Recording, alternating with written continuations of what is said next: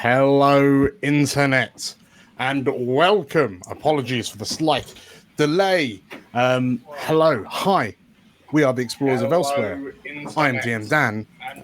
Oh, we have a feedback. We have an echo.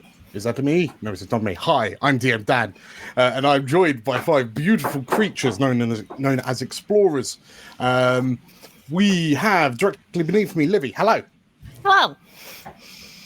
We have Theo directly beneath Livy. Hello. We have Nate over the way. That way. Hello, Nate. Hello. Sorry, I'm actually listening to see if we're coming through. we are coming through. We are. Good.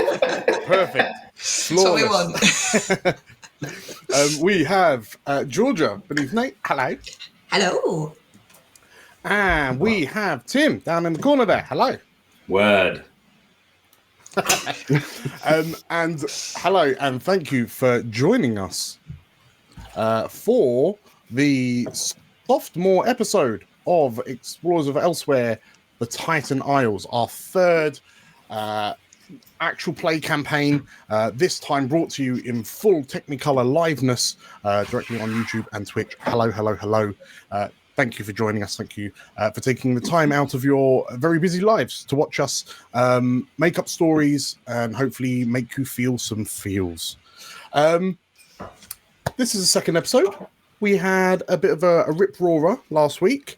So thank you for all of the support and all of the happy words that have been said since last Monday. We've had a bit of a surge, and I'm forever grateful for all the people that are kind of showing us their support. Because we've had a bit of a surge, there's a couple of updates I want to do before we kick things off proper. First and foremost, as it is the 2nd of June, happy Pride Month. We at the channel, I've always wanted Explorers of Elsewhere to be a very inclusive space to tell all the stories that we want to tell, we should be telling. So throughout the month of May, we've decided that we're showing our flags. We're literally showing our flags here. And to be super inclusive, we've allowed a straight person. Yeah. I'm a token.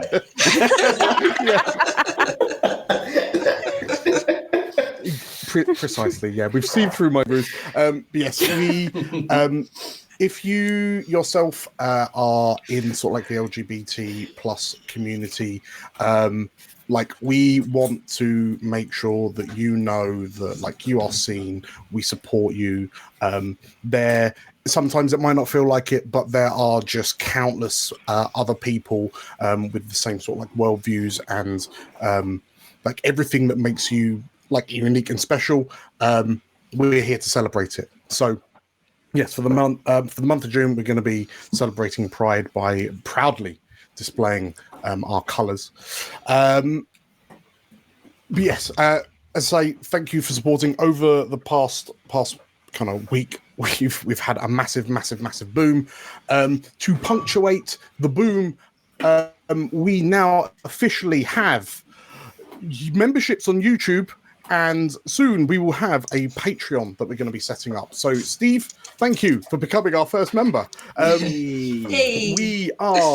We've kind of figured out what we're going to do for members, in so much as we had loads and loads of ideas, and then it got to the point where we're like, I can't do all of this. So we were sort of paring it all back and figuring out what was sort of proportionate, what would allow for a much more kind of intimate and personal experience for anyone that wants to spend real life money on us. So yeah, a huge keep your eyes open for updates on that. I'm most likely going to do a separate update video just to kind of highlight what we're going to do for sort of various tiers here on YouTube and over on Patreon. But I know, for example, there's going to be a Discord involved, and that's going to largely be a bit of an arena where sort of membership content and the will be hosted initially at the very least. So yeah, stay tuned for that. Also, as you might have seen from the scroller down in the bottom middle of the screen, like when we started the campaign, we were approached by Demiplane and Drive-Thru RPG, and they were gracious enough to offer us loads of stuff, like free rules for us, and then some sort of like giveaways for 5 viewers, which we turned into our Community Creates NPC challenge. And like that's been enough of a success that we are now officially Drive-Thru RPG affiliates. We are obviously playing Daggerheart for you tonight, but across all of the different games that we play here on Explorers of Elsewhere, I've gone through the back catalogue. I stopped counting at 13, but there are at least 13 different games that we've played, not counting the one-page RPGs, that are all available in digital rules format on places like Drive-Thru RPG, and that umbrella also includes like Drive-Thru Fiction and all of that sort of like that massive umbrella. If you would like to play the games that we are playing, if you're interested, you can find our affiliate link now in the description. And if you use that, we will get a bit of a kickback. So it's no extra cost for you, but it'll be a massive help for us. And then you can learn the rules and point out our mistakes to us. That'd be ideal. That'd be great. It'd be great. And last but not least for these announcements before we go to intro, we have been nominated as finalists for one of the Crit Awards of 2025. So Crit Awards is a TTRPG community celebration. It started in 2023. So this will be the third time round. We've been nominated for Best GM, Darrington Press, primarily for our Tales from Elsewhere stream that we played prior to this one. But 4 of the 5 players from that stream are currently present. So basically, it's the same thing. Well, I say, like, you say we've been nominated. Don't take Technically, you've been nominated. But Nothing to do with that. that is Yeah, we've massively done well nothing. deserved. We are all that we so attach hard. ourselves to you. Like The royal little we. parasite. Yes. In all honesty, I say we because yes, it's got my name on it, but realistically, we wouldn't have accomplished what we've accomplished without like all of you 5 and everyone else that's been playing on the channel, and also you, the viewers who've been watching and supporting. So like I'm incredibly humbled. There are 3 other finalists in the category, and they're some of the big time, like they're the big time Daggerheart players. So it was quite quite amazing to sort of like see our name, see Explorers of Elsewhere kind of rubbing shoulders with their channel names as well. But yeah, links to the voting, because voting is now open. You have until like the end of June for voting, but that's down in the description as well. Right, I have yammered for a fair old while. Shall we jump in? Yeah. Yeah. Let's dagger some hearts.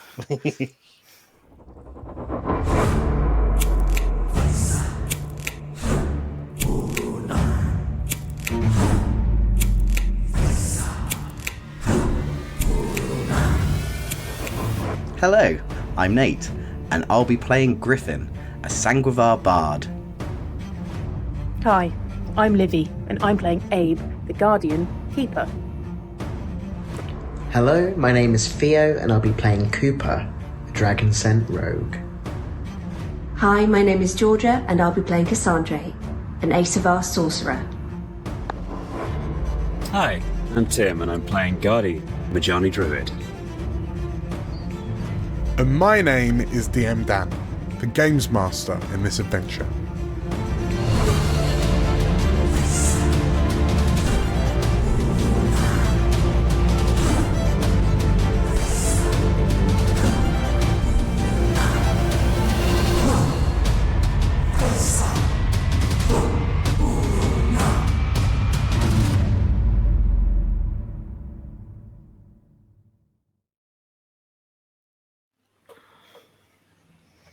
Dawlishal prides itself on its reputation, fast becoming one of the favoured tourism spots in the rediscovered world. Connected directly to the capital of Avamore via the portals of the concourse, anyone with a bit of spare coin can visit the sunny beaches, browse the exotic markets, and test their luck at the various gambling dens. Despite being home to two radically different cultures and people, being the expeditioneers and the pirates, Dawlishal still maintains its curious small-town atmosphere amongst the locals. Everyone seems to know everyone, for better or worse. Everyone gets stuck in to help each other, for better or worse. And when something unusual happens in Dawlishal, news is quick to spread through hush whispers and fanciful gossip, for better or worse. No wonder the townsfolk are busy chattering and speculating about the state of the Titan Isles, the nature of the storm, the cause of it, the meaning of it. But perhaps the effect of what is happening on the mainland is closer to home than the people of Dawlishal realise. And so, we find the five of you in the Bountiful Parley, one of the back rooms of the Bountiful Parley. There is, in this dark and gloomy room illuminated by candles in wall sconces, there is the stench of ozone that sits alongside the sound of heavy breathing as the five of you look upon the prone form of a Majani pirate with a neat hole through his chest. The sound of a slow clap is still slightly echoing between the bare stone walls, as the large, imposing figure of Boss Ungriner looms over you. The sound of his deep baritone voice in your minds as he and Cassandra shake hands. "We have a deal, then," he says as he shakes your hand. We do. As long as you promise that you'll get us to the island, no matter what. He nods.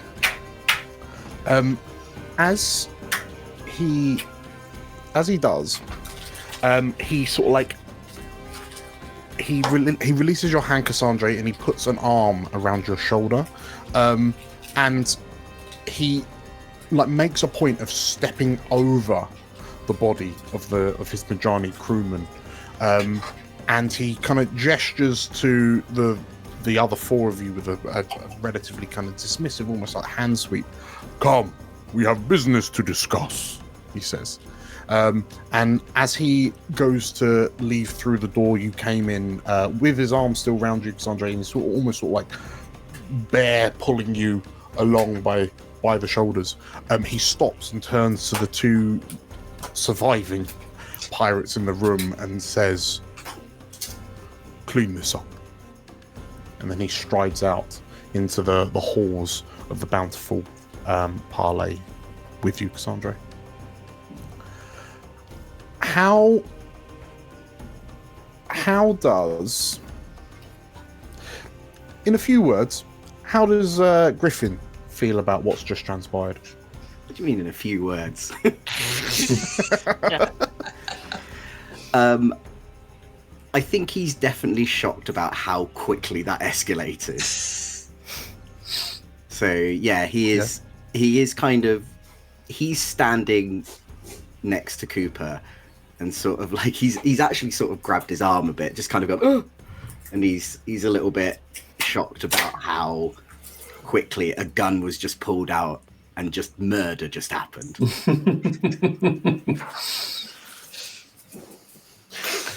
Sure. I think Cooper's still on the floor because he got chucked. And then I think Griffin came over towards him. So I feel like Griffin has just like grabbed his hand. So like Cooper's still on the floor is what I'm imagining. Your hand's up here and I'm just grasping your hand like this.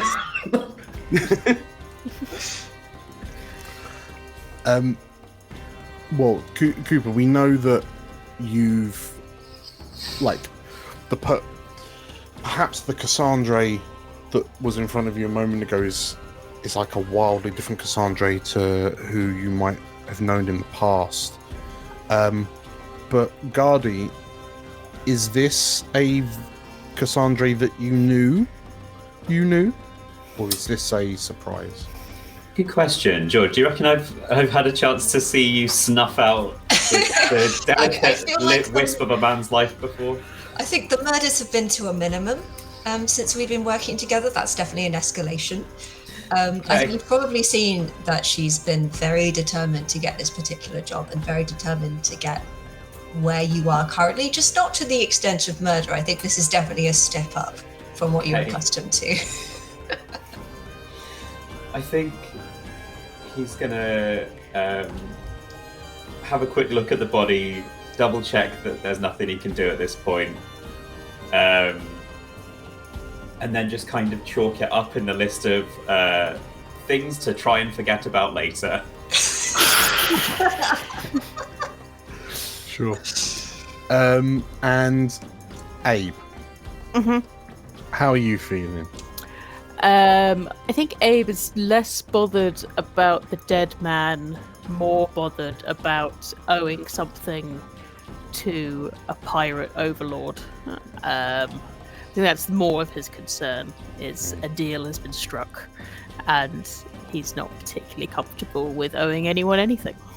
Sure. Well, the four of you who are still in the back room, like, you notice the two surviving pirates, like, they kind of glance at each other, and perhaps worryingly, the looks on their faces, like, whilst shocked, also have a tinge of not again. Like, they're clearly shocked because something's happened, but this almost has a bit of a 0 days since last incident. Has happened. But as the two of them usher the four of you out back into the parlor, sorry. And as you step out into the tavern space, as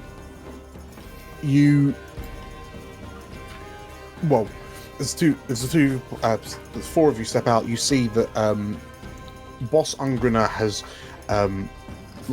arguably by presence alone, has just kind of cleared a round table in a commanding spot of the drinking hall.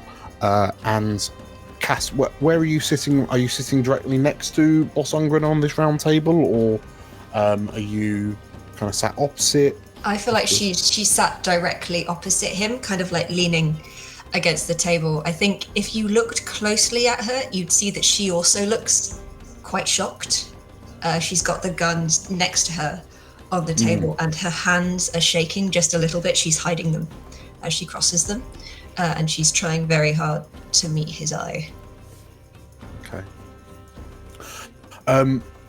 So he, as the rest of you kind of take seats around this table, you see him sort of like as you're sitting, he's kind of gesturing and like demanding some drinks for the table, almost wordlessly. It's just very stern eye contact and quick hand flicks, and before long, you are all outfitted with drinks, and you watch as this bear of a man sort of like lifts the tankard up and just plows through the whole sort of like tankard's worth of mead in one go, and then as he slams it on the table, he wipes his bearded mouth with the back of his hand and lets out a small but very indelicate belch.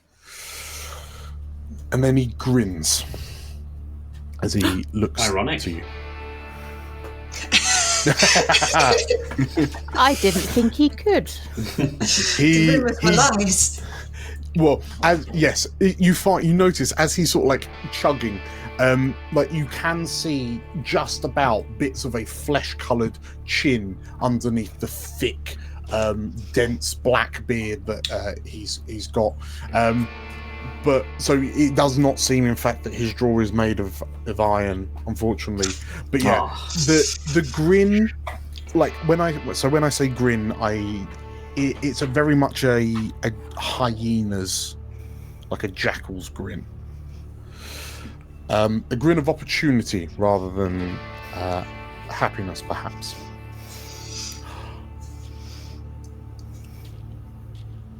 Regardless of what Balroon and the others would say, we pirates are the driving force in Dawlishal. It is through our efforts that people flood to her streets and part with their ill-gotten coin. It is through our efforts that Dawlishal is the place that people want to come to. It is through our efforts that Dawlishal is on the map. And regardless of what she says, Mayor Balroon knows this. This is why we are able to impose and he's sort of like, his fingers kind of grasp at the air, almost like he's swilling an invisible glass of rich wine. Impose a tithe on the businesses that operate here in Dawlishal. Consider it what you will. Protection, tax, obligation. But the businesses that see sense all pay their tithe to us. One of my men, by the name of Mad Karayan, was tasked with accumulating this month's wealth from the businesses. But he's not returned. Now, there's very few places a pirate without a ship can flee to when stuck on an island such as this. We believe he's in the town, but none of my other crew have seen hair nor hide of him. He will likely be on the lookout for us if he is in fact decided to abandon his post.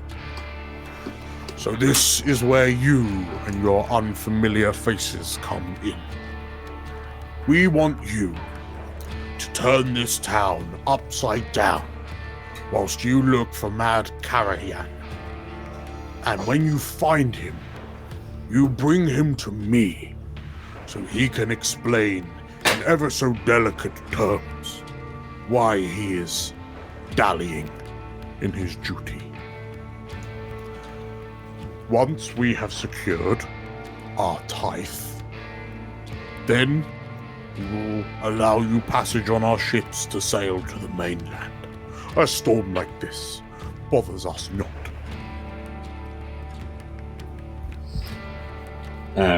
Gadi puts his hand up.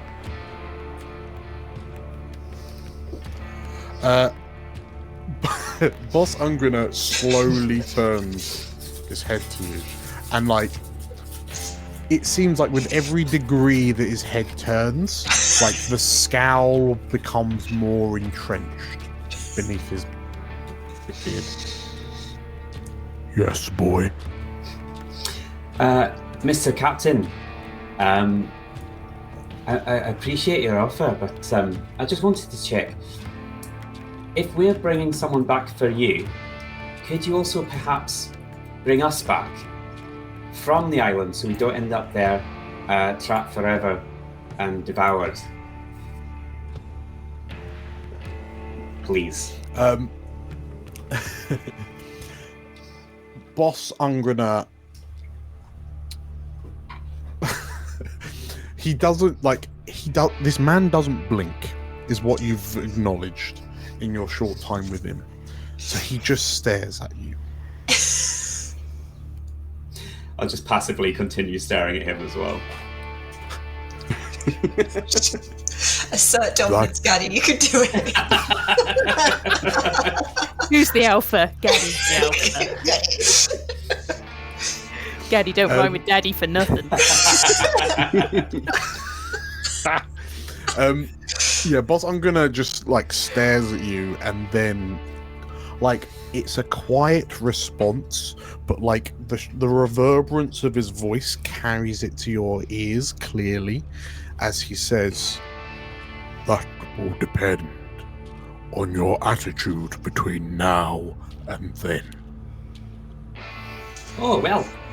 Capital. Just how long do you expect this to take? The town is not large, which is true. You all know that the town of Dawlishal is about 4/5 of a square mile total, and that includes like the beaches, the like the greens and whatnot. Like there is certainly not a whole lot to. There are only so many hidey holes. That said, Abe, as a resident of the Mound, like the other 98% of this island that's kind of jutting out of the water, if this pirate has gone to ground up in the hills, then it could take a little while to find, but it's also quite, like you also know, there are relatively few sort of like caves or places of shelter on the Mound, being what was once the peak of a mountaintop, now dunked into the, like, poking out of the surface of the water of the ocean. So, like, if he, like, hiding out in the mountain, like hiding out on the Mound is is unwise for a long-term plan without some sort of shelter like yours, your little shack hut. Better not be in my shed. But yes, you would know that to sort of like, well, the town itself is small. Who I suppose Cooper, you know that like the people of Dawlishal are so kind of interlinked with one another that this already small town is that much smaller still. As word of mouth travels at astonishing speeds, and like your relationships as a syndicate rogue, you've already kind of got to grips with the fact that you just have to speak to a few people, and then suddenly, like doors start opening, walls start falling, kind of thing. When you say he's mad, how mad are we talking?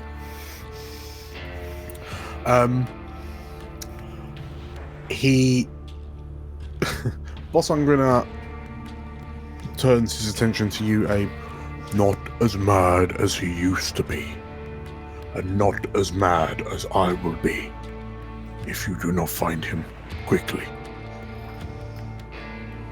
I have a question. Actually, Garth. What stopped him from just walking through the portal and leaving the island? Like, if he's left and we can't find him because he's not here, does that? What are you? So as you ask this, like the bar waiter has just kind of placed down Boss Ungrina's second flagon, and like as you mentioned the words like go through the portal to Avamore, the two of them look to you, like even the bar server like looks at you, and perhaps for the first time you see Boss look a bit not uncomfortable, but this is the first time you've seen what appears to be like a credible challenge to his authority.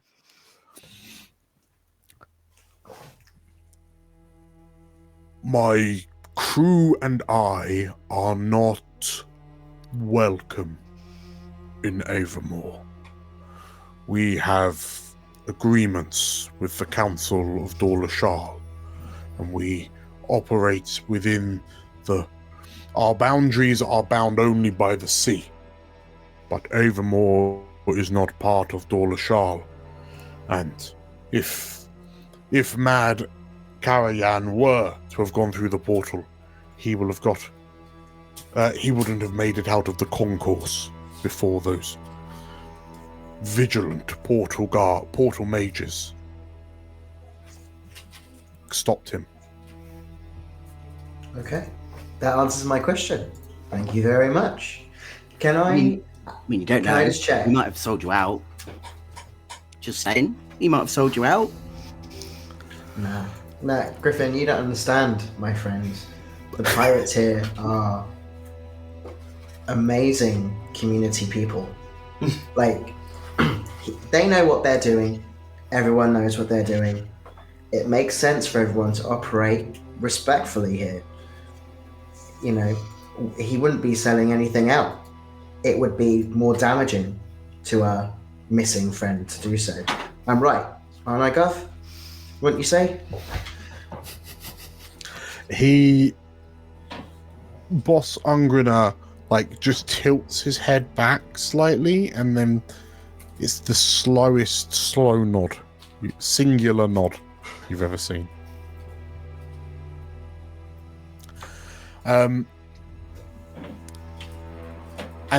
But he does deign to respond to you directly, Griffin. There's no one to sell us out to, he says.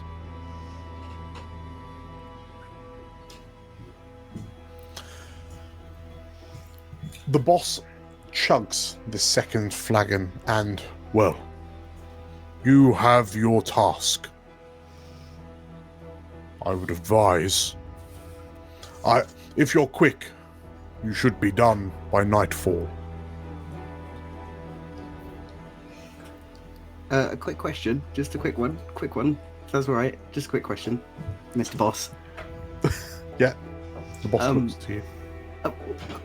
What does he look like? Mad, isn't he? No, is he? Yeah, but is he mad like? Is he mad like? Or is he mad like? The description, the boss gives you. Boss gives you perhaps one of the least useful responses as he says, "He looks like someone avoiding my wrath." Right. Excellent. I'm sure that won't be difficult to find. The boss nods and he nods. He looks like there's a pensive wait as if in case he might say something to you, but then he doesn't. He just gets up and leaves and disappears back into that back room. He gets up, goes to return to the back room, and as he does, you watch the two other pirates who were in there dragging this large sack out of the room, and boss just stops to let them pass, and then he returns to what you presume is his almost throne room, I guess, to wait for the next poor sucker to gain his attention. And the five of you are left in the bountiful parlour. What are your initial thoughts? Well, that description was as good as a bucket with an hole in, wasn't it? I mean, what we just looking for? Surely everyone wants to avoid him. Jesus, who would want us to be spending time with him? He didn't even have a metal jaw. Looked like he had two glass eyes, though. The way he was staring at you, Gaddy. I've met men like him before. Small little kings of their small little kingdoms. He'll get over himself. He's the only one that's got a boat that can get us off this island. I got a boat. Oh, I will do what he wants for now. Well, we got any ideas where it would be to? So, just someone.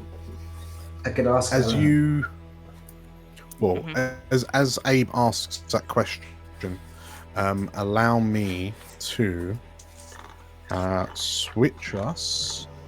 Ooh, So the map. So we've got a map. We've got a map of Dawlishal. So we'll zoom in. So currently, the 5 of you are all crammed into the bountiful parley, alongside. Oh, let's do that.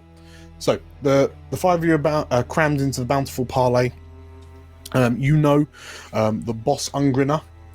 So this chap here is here, and from across the way, across the drinking hall, well, from the gambling area on the other side of the parley, Cooper, you spy the purple ponytail of Elismira, the Asavari sort of like contactee that you've gotten to know who brought you here in the first place. And like she's looking over with her eyebrows raised, as if to be like, as if she, wordlessly asking across the room how it went. You've emerged in one piece, so that's better than some who have very recently emerged from that room. So Like that chap in the bag. the chap in the bag. Yes. That very non-suspicious looking bag. Yes. Perhaps for better or worse, you've just watched everyone pay absolutely no mind to the blatant body in a bag being dragged through this tavern. Classic Thursday, am I right? Yes, and sort of like just moved out into the back areas. But yes, you have Elismira here. But if I scroll out, I've put a couple of place names. I've put some tokens to show you who's where. But yeah, realistically, the town is your oyster for where you want to go and investigate. Perhaps So- if we could What's the first step? have a wee little sit down and finish our drinks before we go, in some sort of short rest. What if you... Oh, I guess if you view something in the... Yeah. Yes. We're more than happy. Well, you can short rest. I will. Given that even though he's not immediately, he's not in your immediate presence, you can't help but feel the overbearing weight of Boss Ungriner. So, what you can absolutely short rest, but I will reward myself D4 fear if you short rest, as his patience is tested. We don't have to short rest in the pub. We can short rest Go sit on outside the the steps pub. outside. We could be like, oh, we're off to go find the man. And then just go to the pub over the Yeah, road. go to the beer garden. Yeah. I was going to say, if others do want to short rest, I would like to do something in the bountiful parlay. So if while people are short resting, I can do that to not have a short rest myself. I'm not doing that badly though, so I'm perfectly happy to go without if we'd rather. Well, what's Nate thinking? Well, Griffin's kind of getting the feeling that to get probably an idea of, because we just don't know what this person looks like. We don't know how mad he is. So I would like to do kind of two things if I can, Dan, and they sort of coincide with each other. To gain sort of like probably a little bit of like camaraderie with the rest of the pirates, I would like to play a song. Okay. But also with that song, I would like to use my troubadour subclass, and as a gifted performer, perform a heartbreaking song, so all of my allies in close range and myself can gain 1 hope. Okay. A heartbreaking song. A heartbreaking song. Oh yeah. I mean, it doesn't have to necessarily be, a heartbreaking song can be something that can also lift your spirits, I guess. But that's what it says. You've just encountered a divorced couple, and you immediately decide to burst into a heartbreak song. Nate's right. It could be a different type of heartbreaking. Like he gets up on table and then pulls out his little accordion and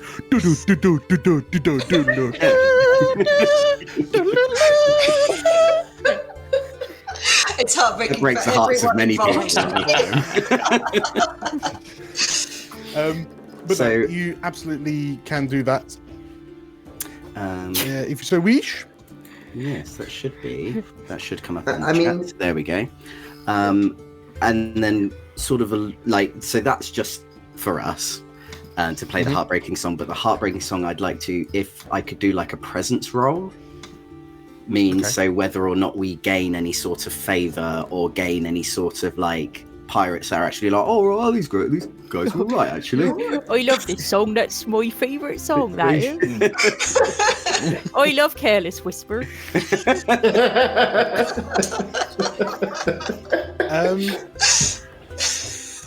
Sure. Let's- Sure. I will ask for the presence roll, if only because you've got to grab the attention of a tavern's worth of rowdy pirates. Cool. Let's so remember, everyone, you still get one hope. Never happens. We get a hope. Crits. Crits. The best thing I've ever heard. Yeah. Okay. Yeah, Lane is right. Griffin has just ripped out Wonderwall. A pirate's favourite song. Amazing. A crit. Okay, so you clear a stress if you had it, which I don't think you do, but no. You gain a hope. Then everyone gains a hope. And so sorry, what was the idea of the song? So the idea of the performance. So the idea of the performance is, so I also wanted to mention that sort of Griffin plays songs based on stories that he's heard around elsewhere. So about his travels, he will he will sing stories that he's written himself about stories that he's heard sort of around and about on his travels.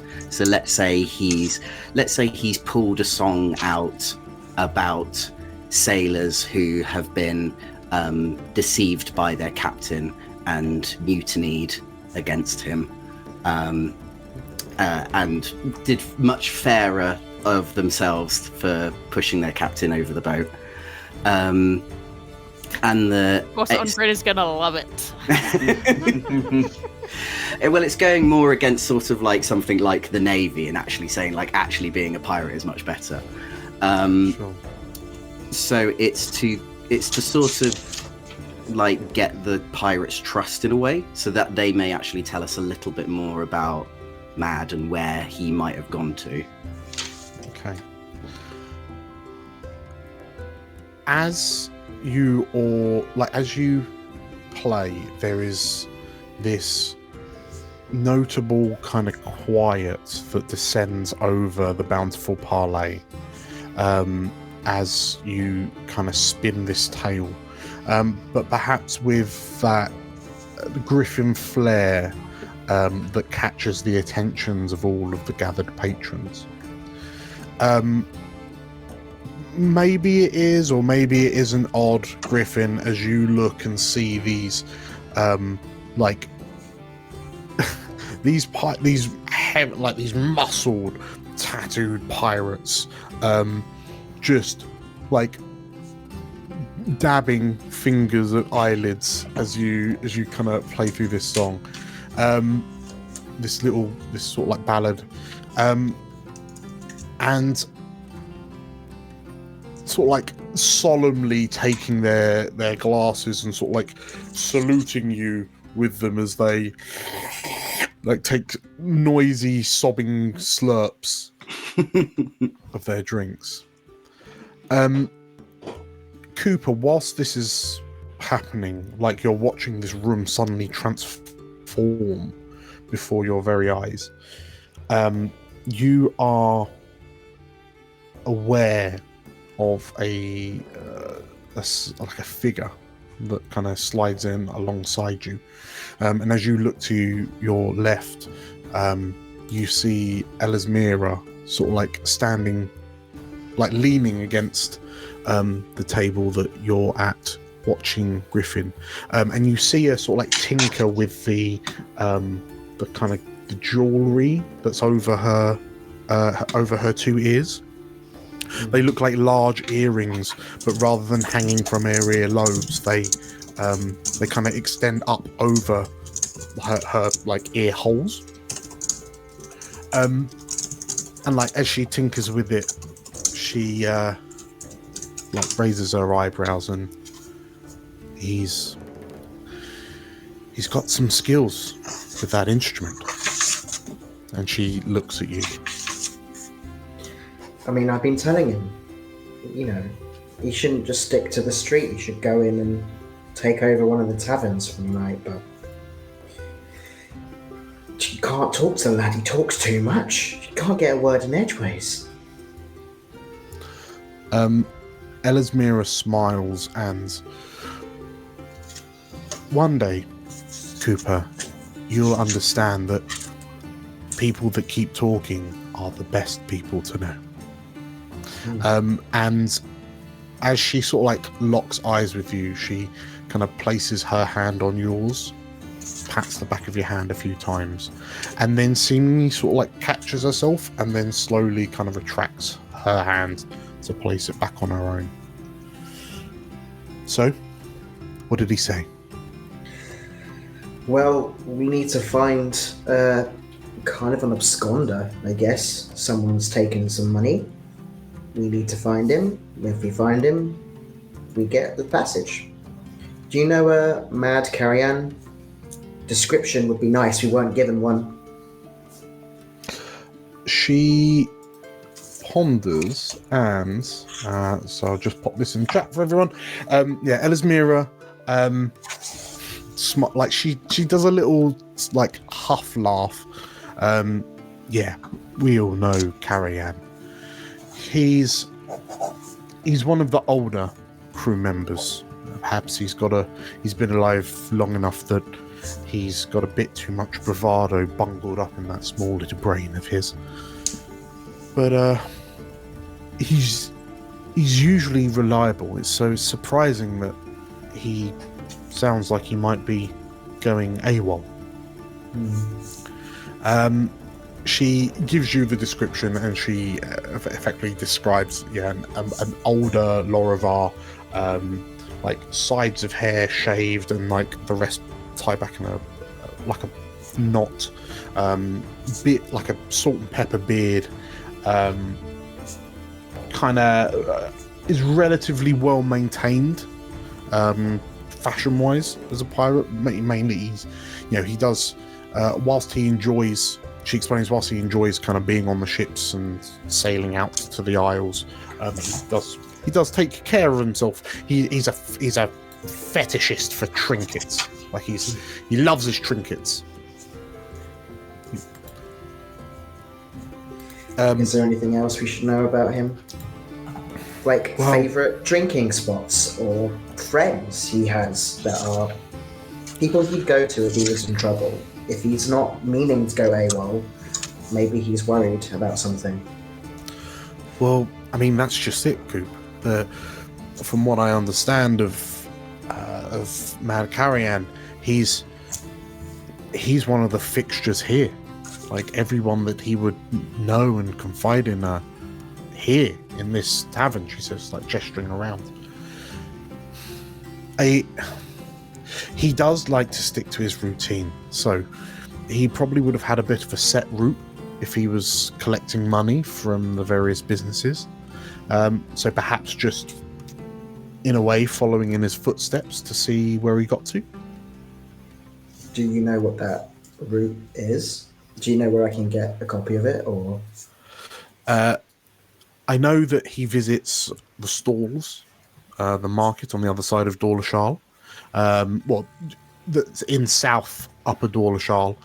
It's where all of the tourists pay far too much money for their little baubles. Sure. Here, there's a couple of dock hands at the waters that sometimes earn a bit of money. There's a couple of dock hands at the waters and maybe over the dock side. There might be people that he's spoken to there. I wouldn't write off Shayla at the Sailor's Sanctum. She used to be one of these pirates, actually, and she might know a little bit. And as curious as it may seem, it might even be worth swinging into the mayor's office. Balroon understands the balance of power here in Dawlishal, so maybe she can help. If anything that she can do to make sure that the pirates aren't causing too much extra trouble, she'll probably be glad to help out with. Sure. That's really helpful, thank you. Elismira nods, and I just wanted to say, and I don't normally, but I enjoyed the other night. Perhaps we can 3 times. And she gives you like a wink, and then she just sort of like peels as someone passes the two of you, and she just like peels away, flawlessly grabbing the drink from like the pirate next to you as she sort of like peels off to follow and start talking to this new person that's just wandered past. Oh, okay. Cool. So, Cassandra, how close were you to that conversation? I was about to ask, how close was I to that conversation? Georgia, how close was Cassandra to that conversation? I feel like she was close enough to hear. She was very diligently pretending not to hear. Not a muscle has moved on her face. She is absolutely unbothered. Of course she is. Of course. On a scale of 1 to 10, you are unbothered. Unbothered. Don't even worry about it. Radiating Don't off worry you. about it. Just like a beacon of an absence of bother. Look at your barren fields of bother. That's very good. As clearly as there is there's no bother here to address. But it seems that you have some kind of vague directions that you could be heading in to try and find Mad Carrian. How do the 5 of you want to do this? You could split up. That's an option. You could kind of take a different area each and then convene after the fact. That'll help. Well, that'll help cover more ground more quickly. Mm-hmm. Unless you wanted to go in a big group. I feel like splitting up is probably the better option if Sensible, everyone agrees. like we check out here, you check out there. Sure. Yeah. I think Cooper will, if the decision is to split up, Cooper's going to go, just so you know, I'm not sure the mayor's office is a place that this face should be seen. So whoever goes in whichever direction, perhaps I should avoid the more reputable establishments, and I might be better off elsewhere. You know what? I think you should go there. No. I think, really, your powers of persuasion, Coop, would be much appreciated. With the people who actually like me. Mayor don't think she likes me, which is fair. I don't really like her. This is how it is. Well, tell you what, let's go left to right. Where is Abe searching? I think he won't want to talk to the mayor because he doesn't like I will her. say, Abe, sorry, begging pardon, as a local, there is one person who Adesmira didn't mention that perhaps you might consider a valuable source of information, and that would be Merle, the gravekeeper, over in the Cairns, which is the southeast corner of like Dawlishal, so basically on the hills, on the slopes of the mounds. There are a couple of caves. Well, they're cairns. It's where the few dead that have died since Dawlishal's been founded. Merle looks after, tends to their graves. He is as you understand it, he's one of the adherents of Varahan, the Soul Guide. But yeah, he loiters around the cairns. He kind of keeps himself to himself, just much like you. Sits on his own, like a puffing perfect pipes. partnership. Yeah. I think Abe will just say to the group, right, I'm gonna go check the graveyard, see if he's there, and I'll just check it on Merle. Okay. You never know, he might So- already be dead, so just have a look, you know? That was the wrong explorer. Abe is going to the cairns. Where's Cooper going? And you I can feel like- buddy up, by the way. Don't feel you Yeah, have to I go think- to 5 separate places. I feel like Shayla is a good one. I feel like Cooper would feel a lot more comfortable going to see her. To see a beautiful than, for woman. example, the mayor. What a surprise. Of course. What a surprise. So deeply surprised. Is there a bit of a theme going on? Oh, anyways. Got your number, mate. Got your number. So unbothered by this. Welcome to being a slutty dragon saint. Learn from the best. Learn from the best. But yeah, I feel like also, like, unless Griffin actually wants to go anywhere specific, I think Cooper just automatically is like, come on, Griffin, let's go. Like, I mean, I was going to say, I could go with Gaddy, and then you and Cassandra can go together, and you can sort of, catch up let's on all go, kinds of Griffin. cool- Let's Oh, okay. go, Griffin. Oh, okay. Let's go. Cass is just like burning a hole in the back of his head as he leaves. She's still got the gun. Yeah. I'm just like, yeah. Me and Cass are already planning on going to a different place. That's somewhere else. Just somewhere far away from here. Docks, Cass, docks. Well, you've got the docks, either the waters or dockside, or you've got, you've got the market the stalls. stalls. Or the mayor's mayor. office. Or the mayor. I've got a friend I Or, could ask I at the mean, docks. it's definitely not a name that Elismira has recommended, but there's also Hastings Hall, Captain Thaniel's place of residence. Definitely not going there. Just saying.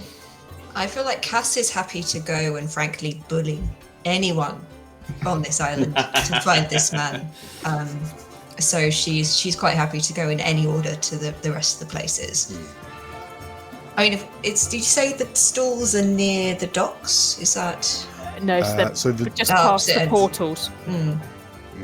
Maybe, yeah. I mean, if you're in the mood to fight, then maybe we go to like the mayor or Captain's Guard and see what we can get. You said Gaddy knows someone at the docks. That's alright. You should be able to find them anywhere. Docks first, then we go to the mayor. Okay. Do you want to go to dockside, which is like the pirate docks, or do you want to go to the waters, which is the official docks, like the expedition docks? What do you reckon, dockside? See if the pirates have heard something about him. Yeah, someone's got to have something they can tell us. Yeah. Come on, Gaddy. Right. Okay, so the two of you are going Dockside. to dockside. Wonderful. We will start then with the Cairns. So Abe, as you kind of wander down the east, like the main road that runs all the way through East Bay, out onto the fields, over the relatively uninspiring attempt at farming in the farmland of Little Prairie. They're more allotments really than actual any kind of degree of successful agricultural farming. But as you climb the slopes of the side of the mound in the southeast corner, you begin to hear this like very dissonant, like atonal whistling, like, and as you it gets louder as you climb, and then as you kind of peak the crest of this hill, you can see that you find where is he? Here he is. You find a little 3.5 foot tall tops Terran sprite. He's got this old haggard little hat on, like flat top hat. He's got a dark green cravat type, like necktie, that is part of his sort of like sacred vestments to Barahan, as a cleric, if you will, of Barahan. But he's just sort of like tied it around like a neckerchief. And there's a spade buried like in the ground a little way away, and Merle here appears to be stacking rocks. And he sort of like, he feels the heat leave his skin as your shadow looms over him. You, I mean, you are nearly 3 times his height. And he looks up to you, and it's odd watching his sort of like rock mutton chops, like his rock type mutton chops bristle slightly as he looks up to you, and he, here, you step outside, you just made it cold. What? You bloody great oaf, you just stood in the sun, you're making it cold. Well, my fault, I'm bigger than you, is it? It's not my fault, it's just, I was just coming to stand there, and I don't know, I was coming over here trying to be polite, you know. The Terran sprite like squints at you, and then there's this little that breaks out from under his moustache, his little pebbly moustache. And what have you been so long since you come here?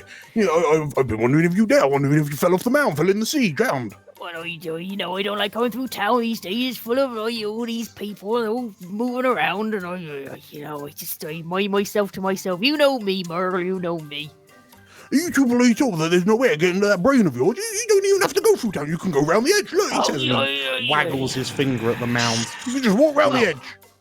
Why don't you come around my mound then? Why you always around my area? No, it's too far. Too far. You've got little legs. Anyway, what do you want? Maybe I just want to come see my mate Merle. Oh, hello, he says. By the way, chat, if anyone needs an interpreter... If anyone doesn't live in the West Country... just shout. Yeah, hello. What can I do for you? Well, you see, it's a long story. I kind of got in a bit of bother with some pirates. Oh, I know. Yeah, well, I didn't mean to. I had to go out to the island because I got some stuff to do out there. And then, you know what the harbour master's like. He's like, oh, don't do that. It's a bit windy. And I'm like, oh. But anyway, we're looking for a guy. He's called Mad Carradine? Mad Carrion? Carrion, that's the one. I was like, yeah. Roll me.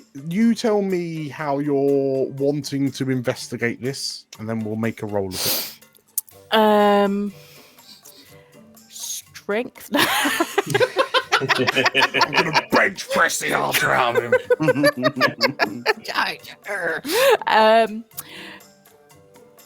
I mean,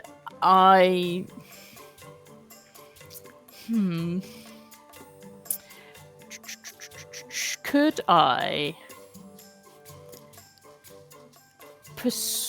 I'm not great. So Abe is going to go in his back pocket, and he's going to fill up an Abe-sized pipe, with some of his finest tobacco that he's bought from the pirates on a previous occasion. And he's going to offer some. He's going to. In front of Is it a Mel. bubble pipe? It's also a bubble pipe. Okay.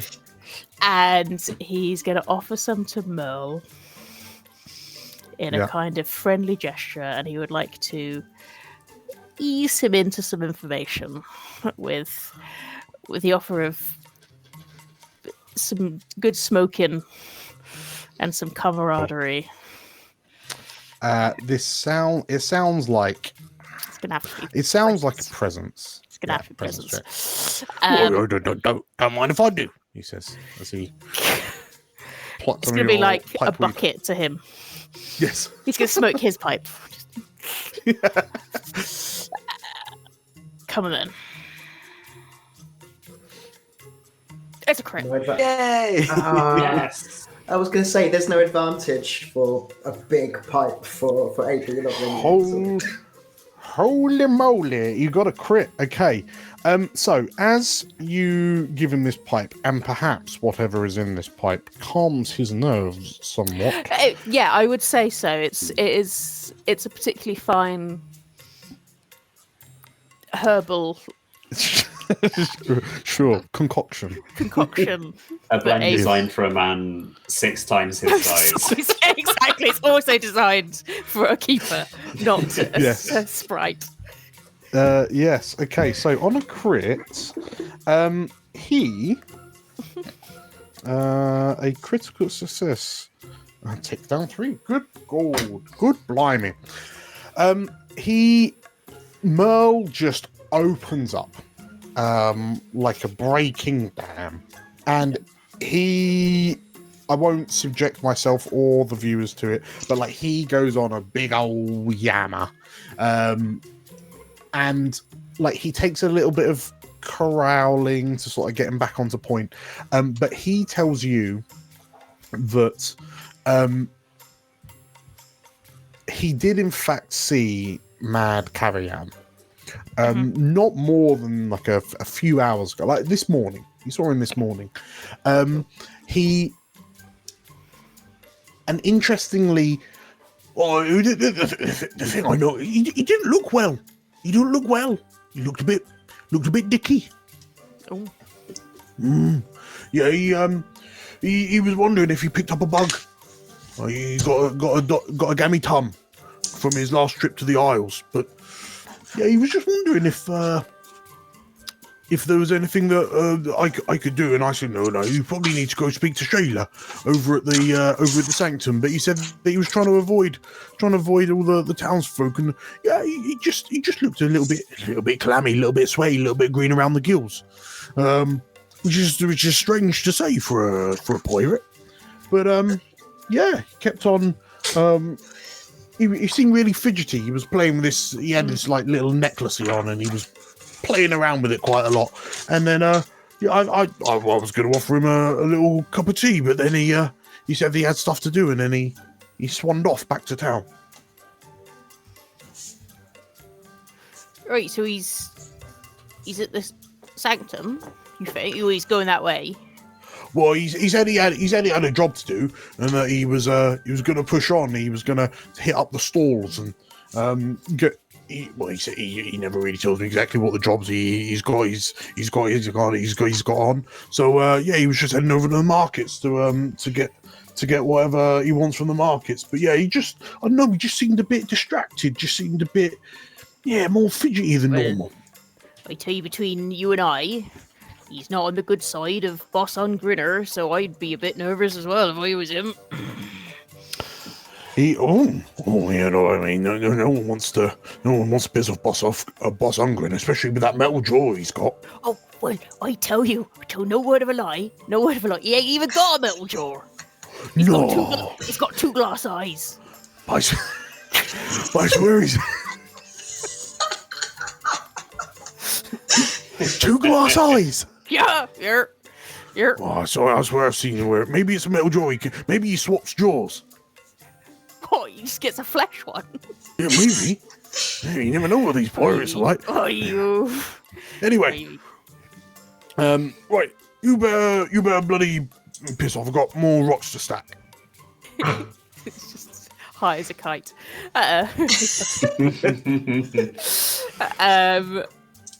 Abe will take a pinch of his pipe tobacco and just kind of pop it in the front dungaree pocket of Merle. Yeah. And you have that later.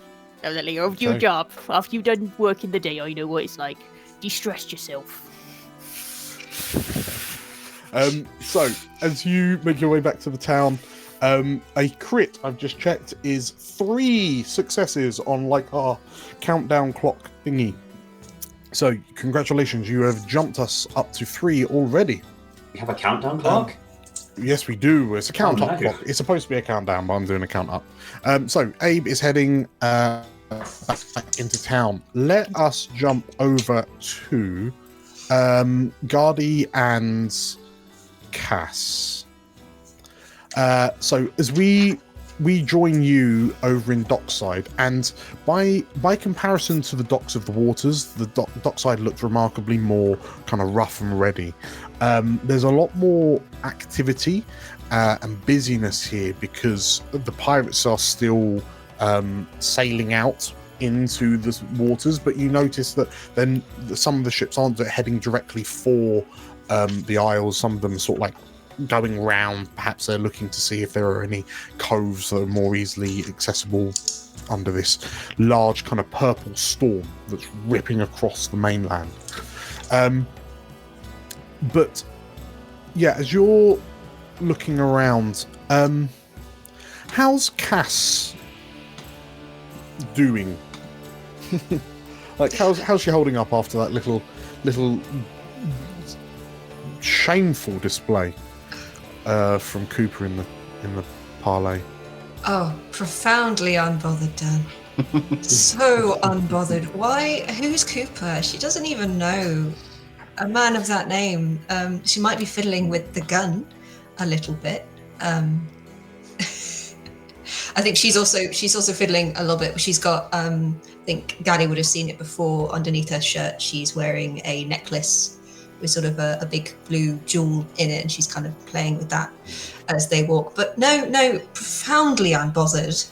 I'd probably ask you everything the exact goes. same question, like whether you're doing all right, and yeah, you're definitely absolutely fine. Oh yeah, I don't know what you're talking about, Gaddy. I'm fine. I mean, you just murdered a man as well. Just, I don't know if that's like a normal thing here. Is that fine? I'm sorry if that's rude, but there was a wee murder.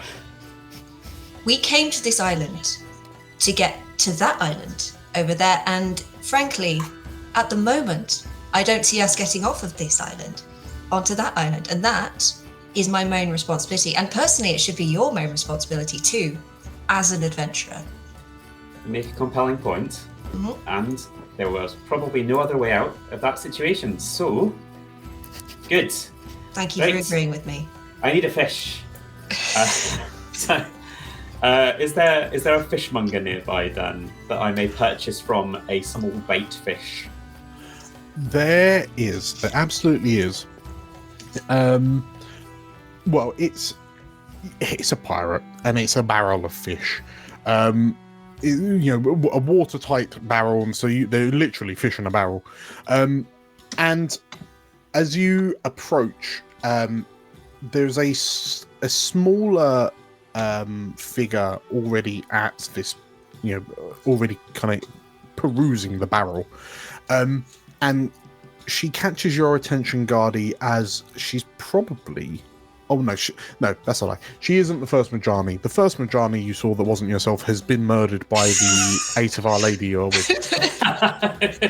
Also deeply settling. No, there is you notice a sort of like a yarn, well, a young adult, like late teenage Majani girl also at this barrel. She's wearing like a lot of she's got layers, like a lot of layers of clothing. There's a lot of fur trim, and a lot of it kind of looks cobbled together. Many pockets, you notice, and as you approach, you notice a small creature emerges from inside her coat and like scampers round her neck onto her right shoulder, and this rat sort of like stands up and peers at you curiously, and then she just turns to look to you and, "Oh, sorry, he stares a little bit," she says. Oh, I like your rat. What's his name? She looks at you curiously and, we can't name them, she says. Well, I mean, I do you have you asked him? She looks at you curiously and, no, but I've been trying to train him, and he just if I could talk to him, he still probably wouldn't listen to me. I've been trying to train him for a while, and it's hard. It's been harder than I expected it to be. Oh, they can be like that, can't they? Do you want me to have a word? She looks at you as if your crystal horn has just fallen off.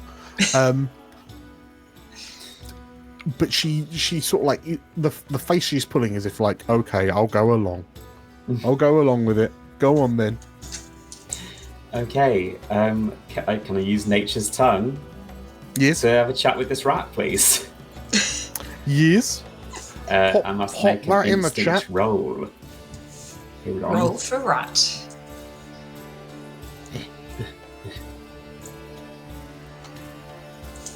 Instinct.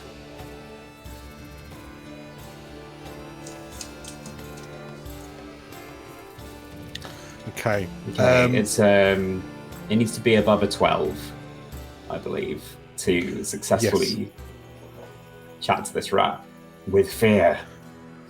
Okay, so you do successfully start talking to the rat. On a roll with fear, their knowledge might be limited or come at a cost. Cool. Okay, so what does your nature's tongue look like to the outsider?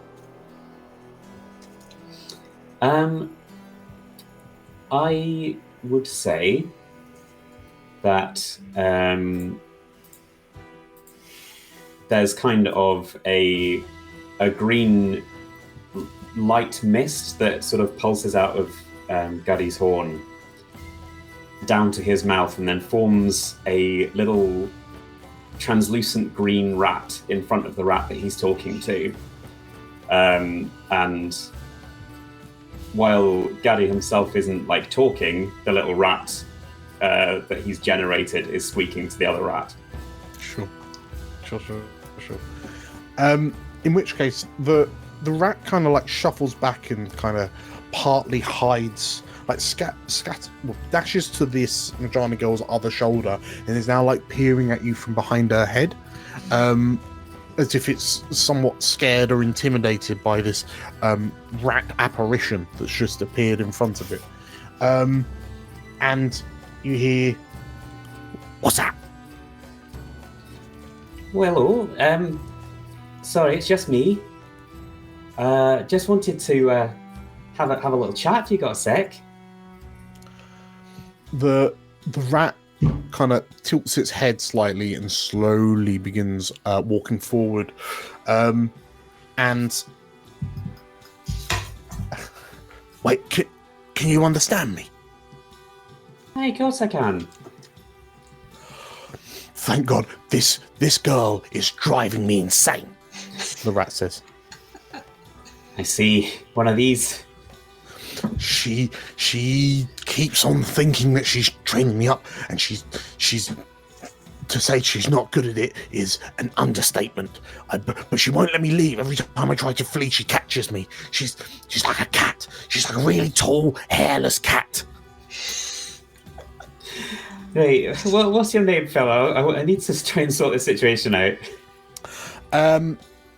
My name is, and we won't say it because we're going to let chat decide this rat's name. Do it, chat. So until a name has been decided, until a good enough name has emerged from chat, we will refer to rat as rat. I am the rat. That's a lovely name. I've never heard it before. Well, look, hold on, and I'll like push the little rat to my chest like it's a phone, and just be like, do you keep? What's your training method? The girl looks to you, and I know that to train an animal, you just have to keep on making it do the thing until it does the thing on its own. And then when it does, then you feed it. And Right, there are some nuances. the rat looks to you and just shakes his head. Oh, hold on. Rat, she's... Look, maybe if you play along for a bit, then she'll take her attention off you and you can get out. You can make a run for it. The rat looks to you and I'm just so scared for my life. He says, I'm scared with the lengths that this girl will go to train me. She does seem intimidating. Just real quick, we'll do a quick group vote for Shred the rat, Sheep the rat, Ratagan the rat, or Roland the rat. What are we thinking? Do you like Who? Roland? I do like Roland. Yeah, that's good. Yeah. I miss Roland. Yeah. Okay. That's pretty bad. Congratulations, Steve. You've populated an NPC in the Elsewhere world. Roland the rat looks to you. I'm just terrified. I'm just absolutely terrified. What? Okay. Maybe I can play along, and then she's got to fall asleep at some point, right? She's got to fall asleep. You Majani sleep, right? You sleep. Well, sort of, eh? Don't give me well. This is rat. Look, Roland, we'll do what we can, okay? I'll get you out of this. The girl looks to you, and it looks like the two of you are really getting on really well, judging by the squeaking and the fact that he hasn't tried to hide. Yeah, I think it's just a knack, isn't it? Firstly, his name is Roland. It's actually... But Roland is close enough. Secondly, look, I can help you with this. This is a complicated situation that might need some talk sessions in the future. But for now, I'll give you a hand if you tell us anything you know about Mad Carrion. How about that? Eh? The girl looks to you and what? Mad Carrion? Oh, I haven't seen him for a while, actually. She says, So if you're asking this, very much that straight up sounds like a presence check. Cass, is there anything you would like to do to help? If so, you just need to spend a hope and tell me how you're doing it. Yeah, I'll help. I think Cass has been standing behind Gaddy this entire time, looking at him with great interest. But as the talk becomes sort of a language that she understands again, she transfers that look of burning curiosity to the girl. I feel like that's not an easy thing to be under. No, that's a look of a woman who demands answers. Gaddy kind of looks at, as someone who's been under that fair bit, I'm going to look at her with quite a bit of pity. Okay, so Georgia, if you spend a hope on your token in Foundry, and Tim, you can make a presence check with advantage, which would be an extra d6. So if you click on the advantage button, it'll roll that through for us. My presence is not good.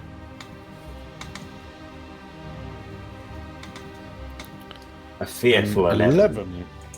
A fearful 11. Okay. So she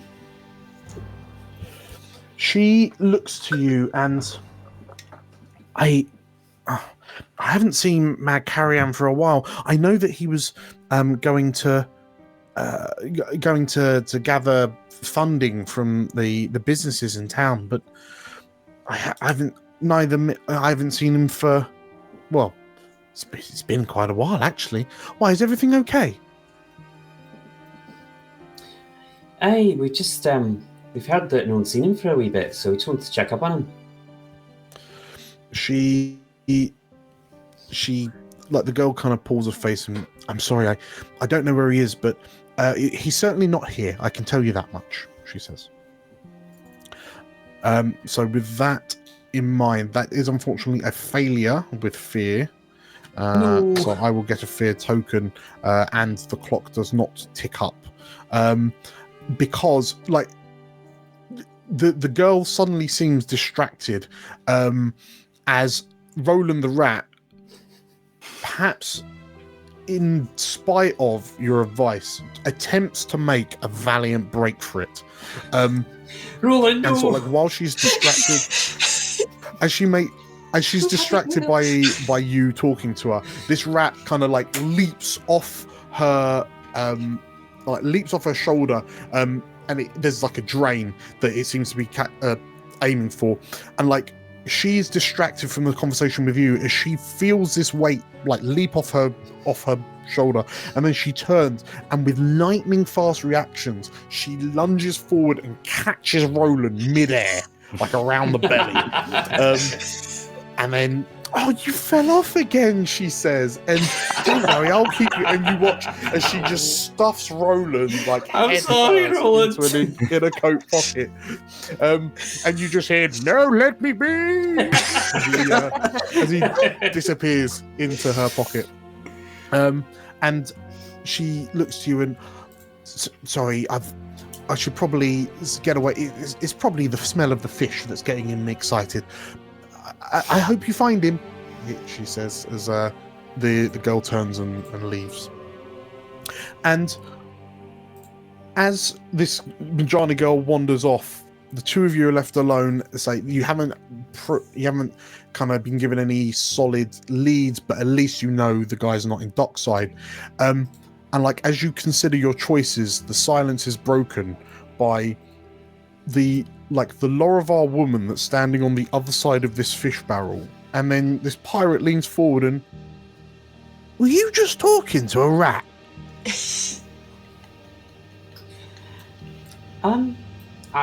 Technically, aye. She says, and like, she's suspicious, like, with looking at you with a degree of suspicion in her eyes, she puts a lid on the barrel of her fish and then, like, leans on it. It is as if to say, "Not for sale."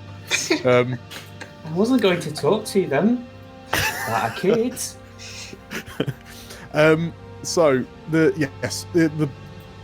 the other pirates that are kind of gathered here seem like they're particularly busy, but you have a good suspicion that your pirate is in another location. Well, Cass, I think I'll leave this one up to you from here. Well, as we leave the two of you, before we will be swinging over to Griffin and Cooper next. I think, however, now is a good time as any to have a quick 10-minute break. So yes, we'll jump on a 10-minute break. We'll be back at 9:15. We'll pick up this investigation, see what Griffin and Cooper can unearth at the Sailor's Sanctum, and then see if we can find out what's up with old Mad Carrion. Cool. Thank you for watching so far. If you've been watching, if you're on YouTube, consider subscribing. If you're on Twitch, consider following. Say hello in chat. Whilst we let me think. Over the space of the chat, you offer suggestions of rumours. Offer rumours of Mad Carrion. Why is Mad Carrion mad? Why? What did he do to earn him the Mad moniker? Give us your suggestions in chat, and then we'll see how many of those rumours are true. Cool. We will see you all in 10, 9:15. See you in a bit. Bye. Bye. Hello and welcome back, everyone, to Explorers of Elsewhere, the Titan Isles. Hello, welcome. Thank you to everyone who's been watching. Since we started, we've just ticked over 700 subs. Woo! Hooray! Amazing. Earlier, I just wanted to do another quick shout out to Steve for becoming a member earlier. Thank you very much, Steve. But also, I was reading in the chat, I was getting a bit confused because I didn't see an alert. But thank you to Craig, who's become our second member. Thank you so much for giving real life money to us to do this. Eternally grateful. Right, we very recently left our explorers trying to find the location of a certain Mad Carrion. And we asked you to generate some rumours. Lane took that personally, it would seem. So we have a catalogue to work through. Thank you, Lane. I'm 100% going to see how many of these I can cram into one poor character. One poor NPC. Anyway, we return then to the streets of Dawlishal, roughly, in one of the busier areas of the town, the Sailor's Sanctum. So we rejoin Cooper and Griffin as you return to the somewhat dilapidated looking kind of wooden shrine. It looks like what we would consider a church, but quite small, like a cabin almost. But inside, as you poke your heads in, inside you spy a Laravar woman with dark hair that kind of bobs just over her shoulders and just over her shoulders. She's wearing a kind of a gold circlet around her head of what appears to be like a sea kelp style. It's almost seaweed laurels, like a laurel wreath. Have we got a picture? Yes, we do. We'll pop that in chat so everyone can see who I'm talking about. That popped through. I don't know if that popped through. Pop that through again. There we go. There she is. And yeah, she's wearing a light sky blue dress with kind of white stripes down it that's held together with what appears to be kind of cleaned ship rope around her waist, and there's this kind of decorative mantle that she wears kind of over her sternum and shoulders. And as you enter, she looks up to you and, "Oh, hello, darlings. How can I help?"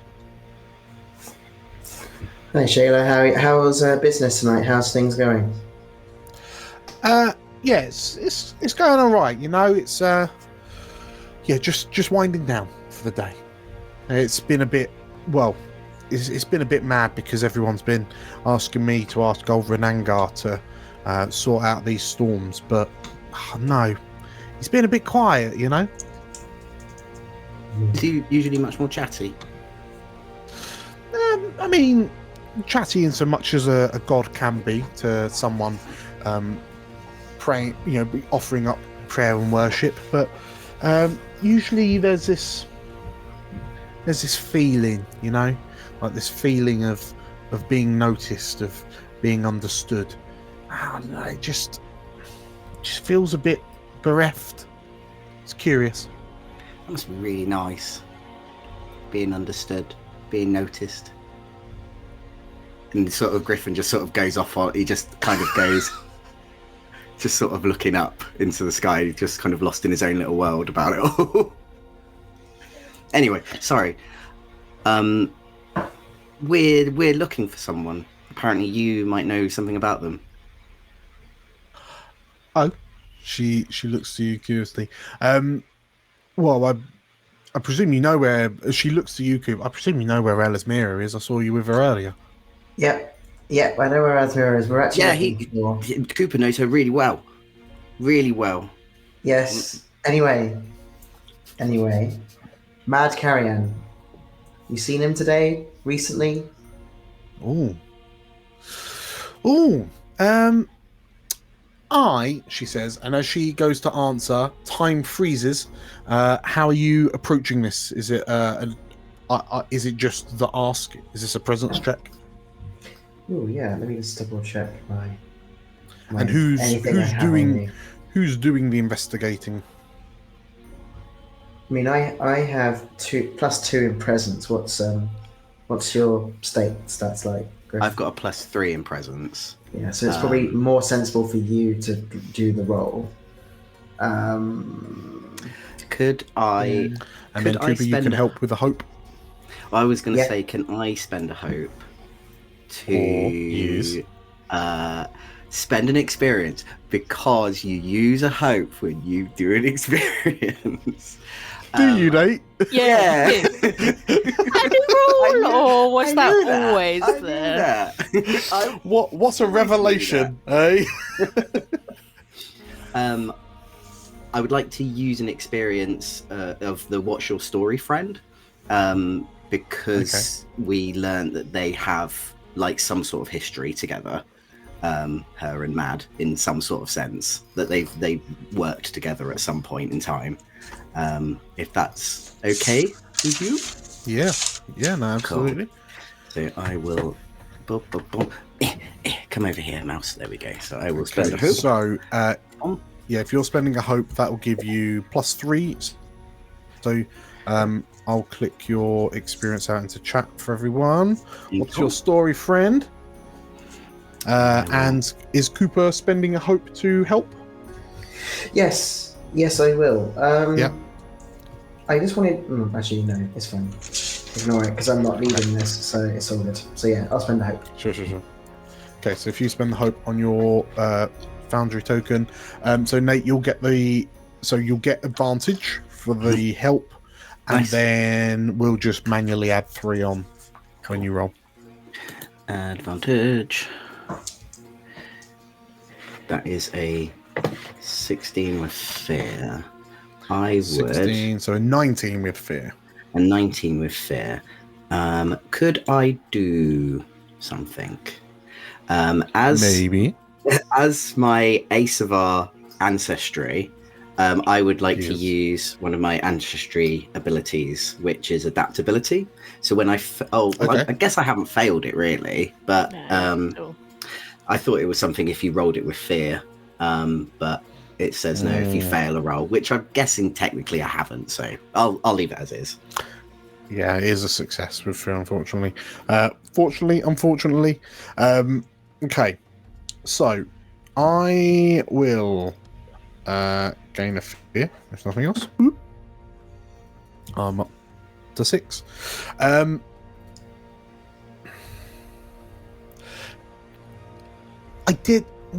did see him, yeah. He didn't stop. There was a part of me that felt like maybe he was trying to avoid me, if anything. But he didn't seem like him. He didn't seem of sound mind. If he thought he was being discreet, he really, really wasn't. I saw him coming up from the south, and he was just like crashing into things and bumping into people, and every so often he was just stopping and sort of like crouching in the street, and he was chattering to himself like there was something. Like, well, I was wondering if he was drunk, but no, he didn't seem right in the head. So more mad than usual. Well, yeah. I mean, eating a barrel of gunpowder will do that to a man, but just, yeah, he didn't seem mad. He seemed troubled. Which I tried direction? to. Well, he went east towards the stalls. I suppose now is around about the time he's supposed to be going around collecting the tithes for Ungriner, but yeah, he just his eyes they were sunken. He was sweating. He was struggling to walk in a straight line, and he looked like he was clutching at his throat. Well, sounds like it's gonna sound really stupid. It kind of sounds like he was poisoned or sick or something. Maybe, but you'd have thought if someone got poisoned, then they'd be looking for help. I mean, I could help someone who's been poisoned, but he just blew straight past.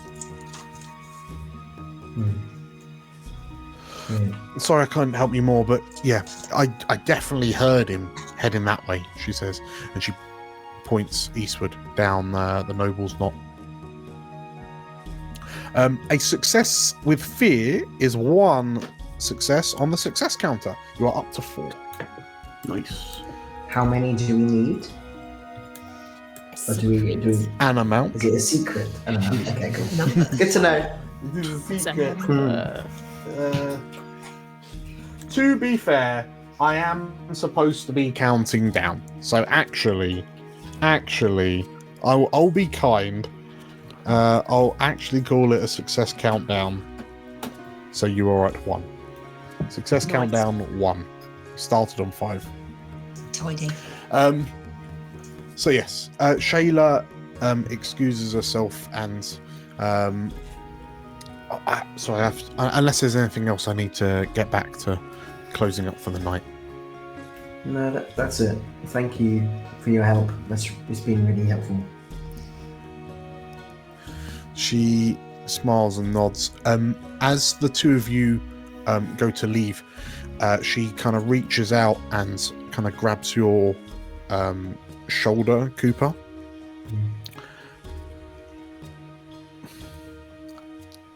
Just be careful around Elismira. She's potentially more of a handful than most people can handle. Okay. Thanks for the advice. I am just here on holiday. She smiles as you say that, and Renangar guides you, she says, and she excuses herself. As two of you emerge from the sanctum back onto the long street that runs east to west across the town, called the Noble's Knot, you hear, as the fates would have it, coming up from a street from the south and coming in from a street from the east. So I said he went east, didn't I? I meant he went west towards the stalls. Yes, Gardy, Cass, and Abe kind of rendezvous with you outside the Sailor's Sanctum. And the 5 of you are together again. I think Griffin is going to see Abe first, or hear him first, and then see him. And he's just going to sort of shout down the street, just kind of go, Abe! Abe! Abe! Over here! Over here! We're over here! Abe! Abe! Over here! It's me! It's Griffin! Come on! Over here! Over here! We're here!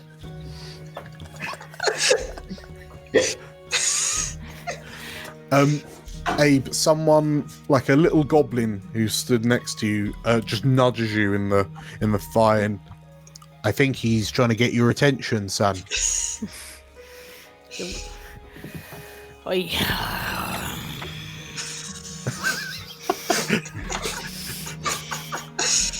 Just a single hand up. He pats on Cooper's shoulder and said, "Found Abe." Yep. I think we all found Abe. He's not hard to find. As Abe just treads forward, he completely blanks Griffin and just says straight to Cooper, "Right, did you find him? I was told he was going to the Sailor Sanctum and then going down Market." Well, he's been here discreetly. He's now headed towards the stalls, apparently. And apparently he's kind of sick. "Oh yeah, that's what I heard from Merle. He said he wasn't no doing go no good. I know what good." Sure. Cooper understood that. Cooper's like, okay, yeah. Mm-hmm. Translator needed. Okay, cool. He'll see Cass and Gardy heading down. "Well, you bet you didn't find down Dockside, did you? You weren't going to be around there, were you?" Well, we found where he wasn't.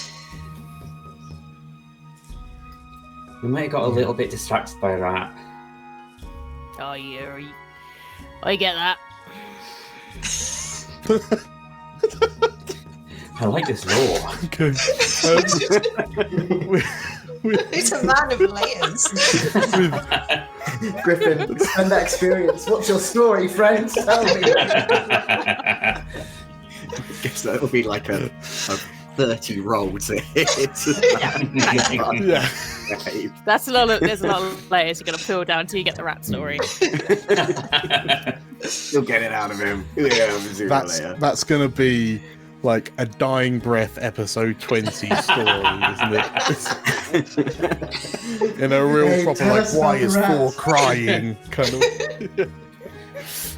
So, the five Griffin, with you wondering what mysteries lie beneath these, lie within this behemoth of a keeper man that you're with, the five of you make your way down the Noble's Knot until you sort of like arrive in the. It's effectively like a large square. There's kind of buildings all the way around. There are a number of market stalls. So unlike other places in the like the more kind of residential parts of the town, the stalls are an almost all-night market to cater to the whims of tourists that are visiting, and the people that you're kind of rubbing shoulders with in these streets is decidedly more kind of eclectic and varied than throughout the rest of the town. You can see the visitors from presumably from Avonmore kind of mingling around. You can see people laughing, chatting. There are kind of restaurants, late night cafes, there are bazaars that are open selling wares. You can hear the cries of kind of stall owners as they try to entice passing crowd over to their tables for trade. You can hear the hollers and jeers and cheers of Cooper, you immediately clock what appear to be pirate run street scams. So there's 3 Dragon Monty as this Auron sprite is sort of like follow the dragon statuette, like moving the cups around, and then you clock the point that the punter has already lost the money. The punter is Gardy. I have just immediately lost a small quantity of money. Sure. Cat has to grab your hood to pull you, keep pulling you along. In which case, yeah, absolutely, Gardy, you are lured in by this friendly-looking Auron sprite. She looks up to you with these kind of bright, gleaming eyes, and then she just tells you just have to find the statuette of Aya. And then as she's moving the cups around, Cooper, you notice the point where there's a small fishing line tied around her index finger, and as she lifts it from the top of the cup, which is pulling the statuette up, So when the cup is revealed, then there's nothing there. She can go, "Oh, like unfortunate," and then put the cups back down. Yes, Gardy, this is your first taste of tourism street scamming. Come on, Cass. I nearly had it. I'll get the next one. Sure you will. All right. As you pull a begrudging Gardy away from the street scammer, who's really insistent, "I'm sure you'll get it this time," she says as she kind of racks up the cups again. You hear this voice cry out. Oh, sorry, you hear these sort of like raised voices nearby, and they sound a little agitated. And one of the voices, they sound distinctly not Dawlishal. They sound like they're from somewhere else. But yeah, you hear this. "You cannot set up your stall here. You're impeding on my territory, on my turf, on my grounds, on my sacred site. No, I don't care who you are. I don't care who's bankrolling you. You're not allowed to be here." And you spy a diminutive little blue-skinned Aquan sprite. He turns and regards you and the first thing you noticed, apart from his sort of like black and white salt and pepper hair, is the enormous moustache that clears the sides of his head, the sides of his face. He's wearing a cutesy little like white necktie, a pinstripe lime green blazer, and matching silky black shirt and trousers, paired with squeaky clean white shoes. And as he turns to you, and there's a flourish of his small cloak, he spies you, and see, this is the benefit of a sales spot as prominent as mine. You, sir, you, right there, yes, you. Have you ever wanted to have hair? He says, pointing at you, Gardy. Well, I've got just the tonic for you. You'll look like him by the time you're finished, he says, pointing at you, Abe. It seems biologically unlikely. Well, that's the marvelous. That's you've never tried Sir Frosh von Quackley's wondrous hair tonic, have you? And he presents this like golden glass bottle with a kind of a diamond stamp on the front, and it's got a picture of his own face, and he's pulling the face that's in the picture. And on that bottle is him going, and then on that bottle yeah. Apply this to your scalp 3 to 4 times a day, and within a few years you'll be as sweet as this young gentleman here, he says, kind of flapping a hand towards Abe. Abe deflaps his hand.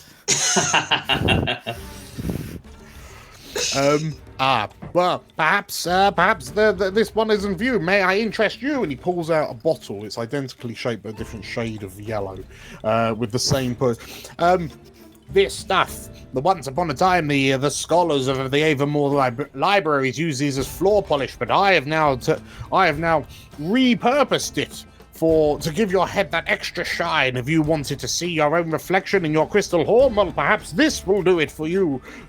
You should try Sir Frosh von Quackley's super shine, he says, gesturing, like thrusting it towards you, Gardy. I mean, that's pretty impressive to see your own reflection in your own horn. To look at your own horn and see your reflection. Exactly. This is guaranteed to work so well you'll be able to see round corners. Cass? You know what, Guardian? We've lost Theo. It has to happen at least once an episode. I get lost. It's fine. I'm all good. Cooper's trying desperately. He's like standing at the back, like covering his mouth. He's like not Cooper? engaging because he'll die. Yes. You could Sorry? do with a bit of a polish. Oh. Boy, Oh. he already had one last night.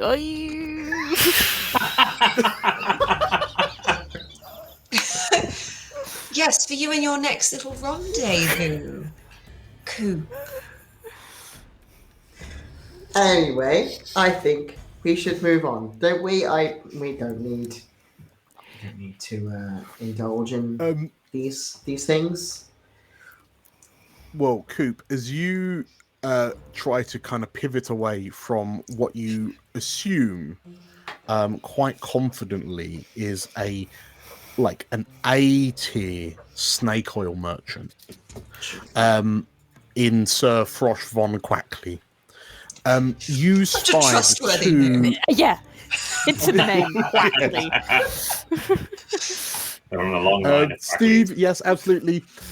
Sir Frosh von Quackley was one of the characters created in our community challenge. He was. Yes. So yes, as Cooper, as you try to sort of like peel away from Von Quackley and this this line of interrogation from this line of inquiry from Cassandra, you spy what appears to be the two individuals that Sir Frosh was kind of bickering with, and like in a partly set up stall. It's partly set up because it looks like Sir Frosh has, for all intents and purposes, like kicked a load of their stuff into their like designated pitch area, as if they've started to like roll out this large kind of rug and put their things in. He's just like pancake tossed it all away, so he doesn't encroach on his turf. But in almost matching pink fuchsia clothing, you see two curious goblins. Two curious goblins. To look at them, you immediately spy the rather large, extravagant-looking rings on their left ring fingers. So you surmise that perhaps these two are a married couple.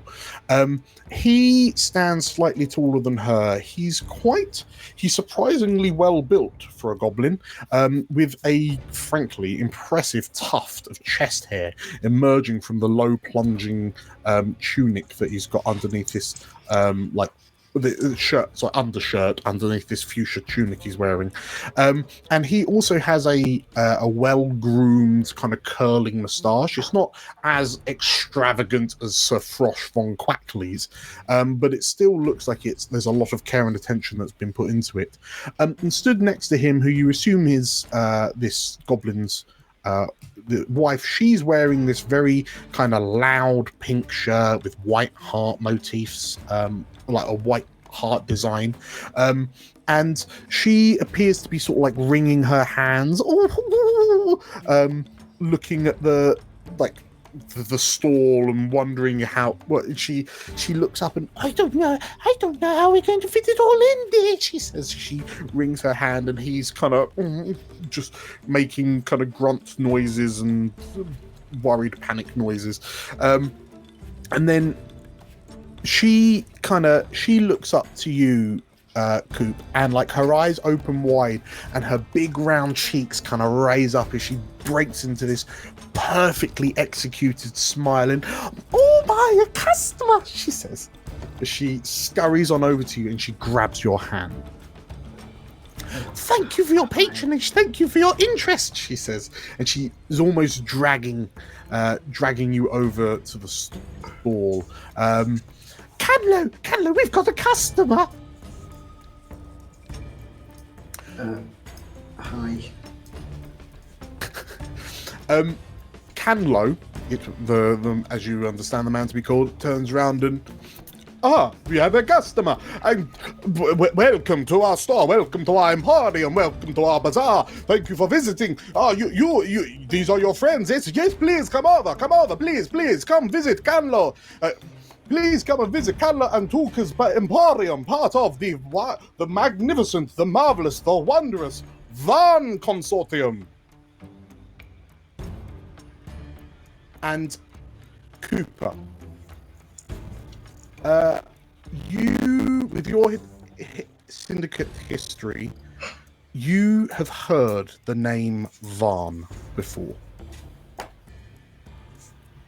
You understand this Van. You've heard tales of this goblin criminal mastermind who has been gracing the streets of Avonmore for about a year or so. You heard that there are tales of Van surviving the horrors of a city that was cast into the void, and having single-handedly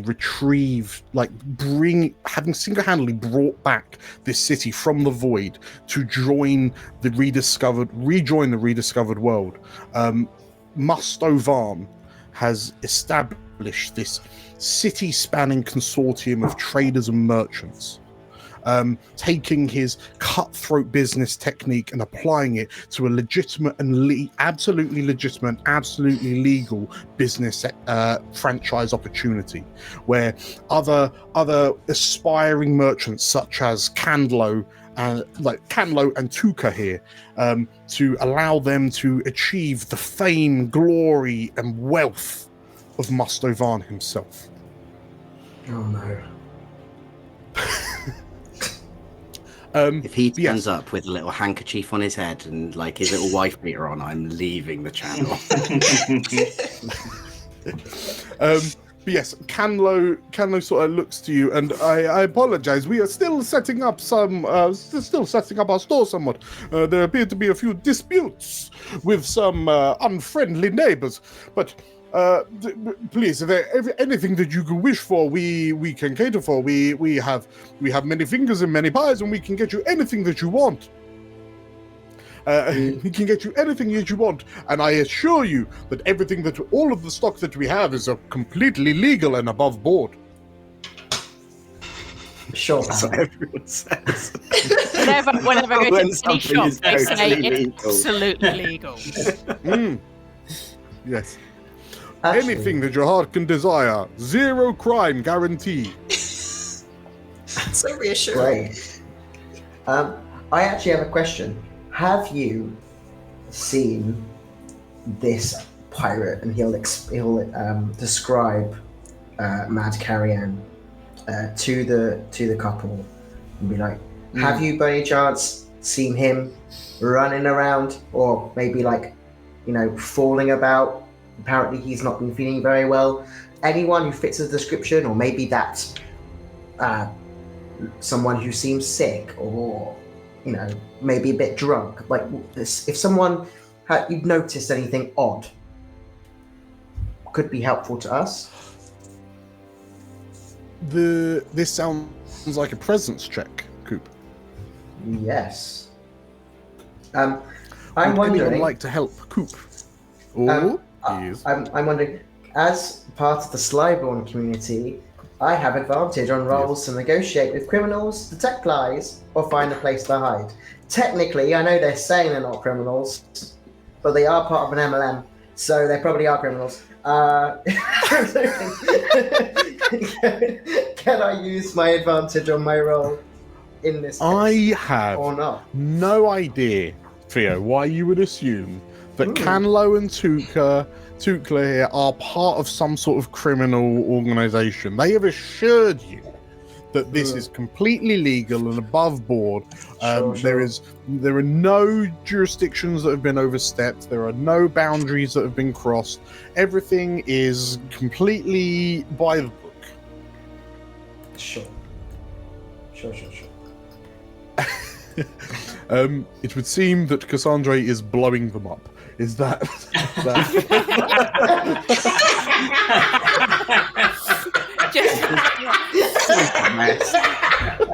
Just just want to double check my power to explode. While So sorry. That's right. We'll put those away. Roll to You can't explode. kill these NPCs straight away. She's getting so impatient. We can't get through an episode without us killing someone. If you so Coop, if you want to use so community, you have advantage on rolls. Okay, I will allow you to roll with advantage. But perhaps the hope or fear outcome may slightly dictate how they respond to your somewhat the undercurrent of suspicion that might be laced, the innuendo that laces your words. Sure. So you can absolutely ask him. I roll with advantage. So that's presence with advantage. 19 with hope. Seems pretty good. 19. As a fellow criminal, I'm not saying that what they're doing is wrong. I'm saying, as a fellow criminal, help me out here, buds. I'm not going to tell anyone about your little scheme. I'm just here to get answers. So you start your line of inquiry, and it's clear that you're being kind of syndicate-y, and the smile on Tukla's face, she's just had this proper local shop, local people kind of smile, and as you are talking, her smile is becoming more and more strained as she tries to push it further and further up onto her cheeks, and her eyes get smaller and smaller. And as you finish your questioning, Canlo just he's grinning at you as well, but his eyes have just been getting wider as you've been talking, and then I have no idea why you would think that we would know such that we are a reputable business. And Canlo assaults you with this very loud, very well practiced speech about how above board and legal everything is, to the point where a lot of us, perhaps thankfully, that passing trade is mainly being preoccupied by Sir Frosh next door, but as Canlo loudly proclaims his innocence, their innocence, you hear from behind you, I think I saw someone like that. And you turn to see this kind of, for keeper size, relatively small keeper. Perhaps only kind of 6 and 3/4 feet tall, rather than a standard 8. Absolutely teeny by comparison to Abe. And stood nearby is, where is she? There she is. Is this keeper with these long, slender horns. One of them is snapped off about 2/3 of the way up. She's wearing kind of very plain clothes. She's got this enormous backpack on her back with all sorts of things, all sorts of kind of for sale items hanging from it. You can see a water gourd. You can see a cutlass poking out, and most notably, she has this. Her right hand is a wooden prosthetic, but as you turn to look at her, she's gesturing with it and it moves almost as naturally as her left hand. Yeah, I think I've heard. I've seen someone who matches that description. She says. Oh, when? Recently? Last hour? Last half an hour?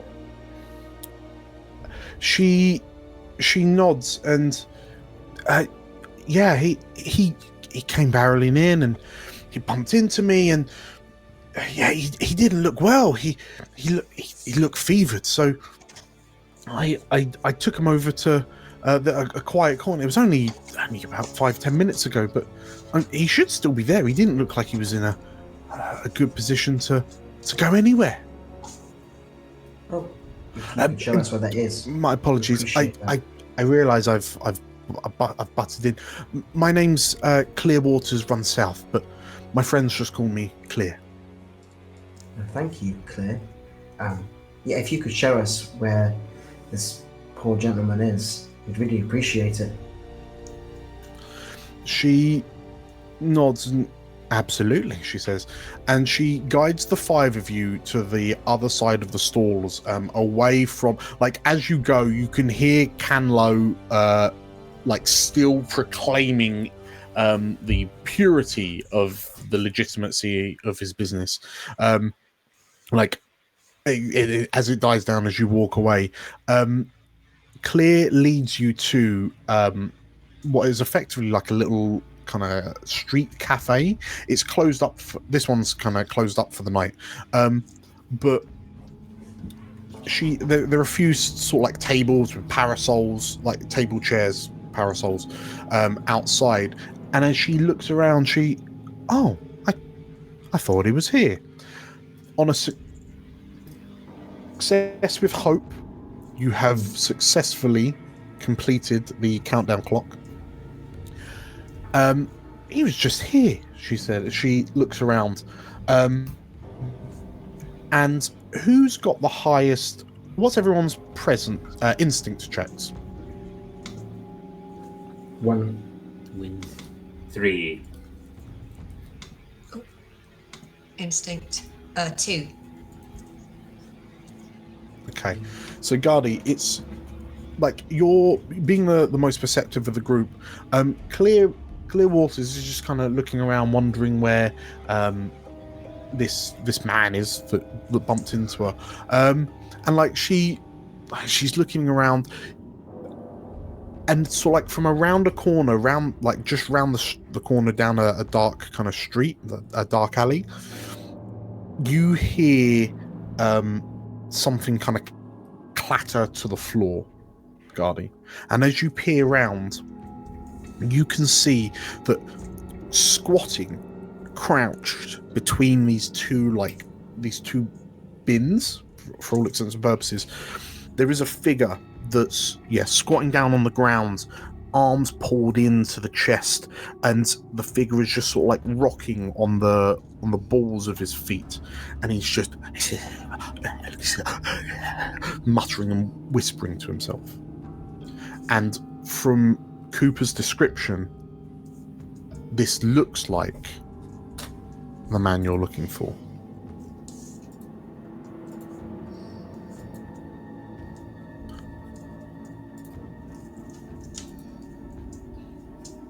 What do you do? So let's see. Guys, come quick! And I'll run over to our boy. How's he looking, like physically?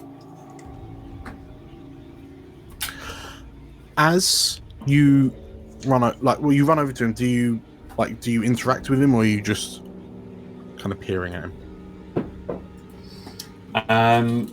Yeah, I probably will be. Like, your name's Carrion, is that right?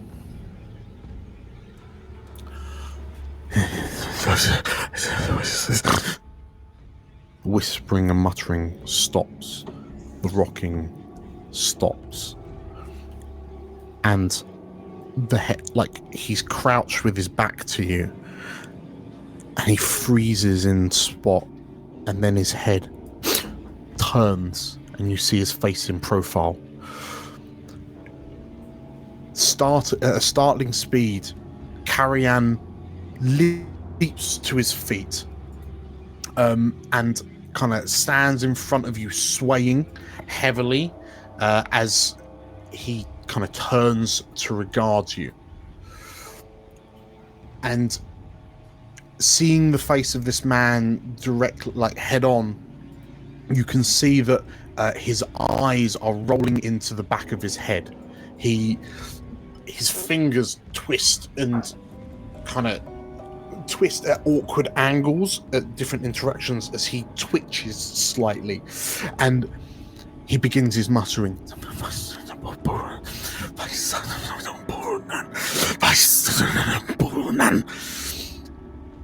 And he stops, his eyes turn to look to you, and he releases a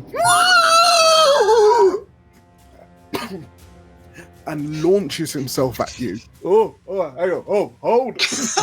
I think I've just collapsed a lung. He lets out this unearthly scream and then launches himself at you, Gardy, and like barges you to the side. And the other four of you watch as Mad Karahan sprints out of the alleyway that Gaddy's just kind of gone down, but his head is lolling back as if it's not actually in control of his body, and it's just flapping uselessly in the winds. The legs are moving like pistons, but the arms are flailing wildly as he bursts through the five of you into the streets. Can I attempt to catch him? You can, and what we will do is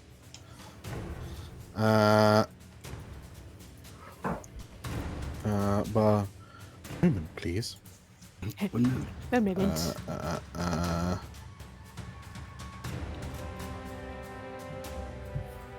One moment, please. I thought I had this prepped, but I've not. This is live. We do have rope in our various bags, I believe. I've got arms like treacherous. It's also true, yes. Abe is enough. Can't pick up that man. I can just hold him like this on the way back to the plane. Put him in armchair. So, and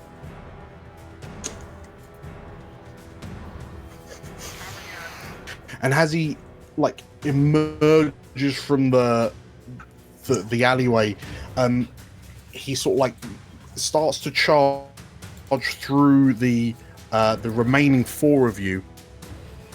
But it looks like he's sprinting at an unnatural speed. So I'm going to start a new countdown clock as you attempt to catch him, for all extent, like capture him. So Abe, as he goes past you, you can absolutely what are you rolling to attempt to grab him? Raw strength. Just gonna bear hug that fella. Okay. So, as he bursts past you, please roll me a strength check. It's 18 with fear. 18 with fear. Okay. So, success countdown. So, I will gain a fear. So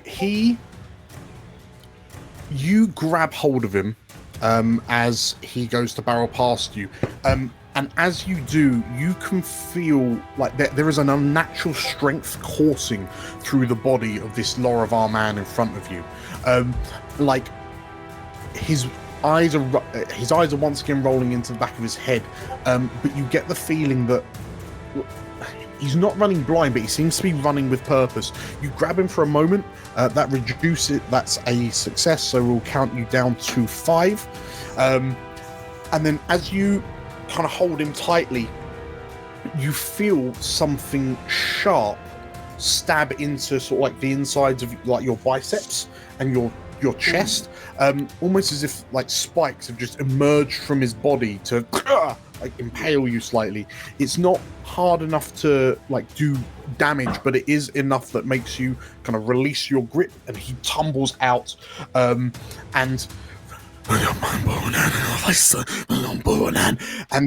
the moment he's free, his legs just immediately begin running him further off into the stalls.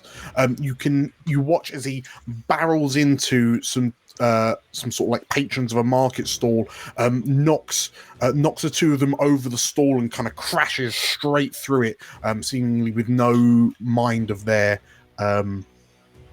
presence. Who's next up? Who wants to, like, as he makes a dash trip, who wants to go next? How far away is he? Sorry, Georgia, did you want to go? I was going to do my teleportation spell to try and latch onto him as he runs. But if you have a better... I mean, I've got something that you could probably do teleport afterwards. Okay, go for it. Yeah, I was just asking, how far away is he? Would you say he's in far range? He is definitely within far range, yeah. So, Cool. like, there's not all that much distance between you and him currently. There are, like, other people around. Say there's a commotion as he barrels these two shoppers into, like, through a stall, and so there's this like trench that's being left behind him as he just sort of like runs. If we're all au fait with like how the smaller like Titans from Attack on Titan run, where just like arms and head flail, he's kind of running in that kind of manner. Cool. But it's definitely within far. Cool. In that case, thank you, Steve, for subbing in return for me wrecking vocal cords. In that case, could I cast Mystic Tether to try and restrain him? You can. It is a spell cast roll, so it will be Okay. roll plus 3.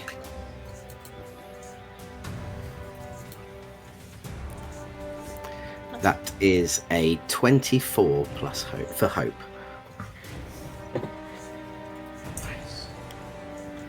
24 with hope. Okay, so what does the tether do? So it will. Oh, it's temporarily restrained. Okay. Temporary restraints, and the target has to mark a stress. If the target is a flying creature, then the So Carrie Ann marks a stress. Yeah. Okay. Describe to me what this looks like as the tether kind of whips out, and say that there is this kind of funnel of emptiness behind him as he tears his way through the crowd, that allows you to just kind of bead this tether directly into his back. What does it look like? So Griffin has his concertina on him that he sort of majorly holds a lot of the time, where he's sort of pedaling up and down on the keys when he's not talking to anyone or he's not doing much. He's got something to do with his fingers, and he literally just sort of lets out this one huge chord with it as this sort of red sort of shoot just comes, like red kind of like mystic rope sort of shoots out from the middle of it and sort of grabs him like a rope. Okay. So, in which case, as the cords kind of wrap round him, Carrie Ann just, like, his limbs come into his waist and he just crashes to the ground. Like, there's no regard for, like, self-preservation. Like, the guy fundamentally eats shit as he crashes into the ground, and you're pretty sure, from where you're stood, you hear the upsettingly sickening sound of his teeth breaking as they crash into the stone pavement. But on the floor, he is still thrashing and raging. Well, not raging. He's not even raging. That's the weird, unnerving bit. He's thrashing wildly. But yeah, he is currently kind of bound on the ground, not able to do all that much. Who wants to? Griffin's got his concertina and he's just sort of doing this, kind of going like, guys, help! I imagine, yeah, it's a little bit Ghostbusters. Yeah. Like you're desperately trying to keep him bound. Sorry, a success with hope is 2 on the success countdown, so you are down to 3. So whilst he's restrained, he does not look like he's ignore that. Whilst he's restrained, it looks like he's still got a lot of pep in his step. Cass will look at Cooper. And she will say, "Do you want to help?" Yes, of course I want to help. I was just going to shoot him, but this is better. What?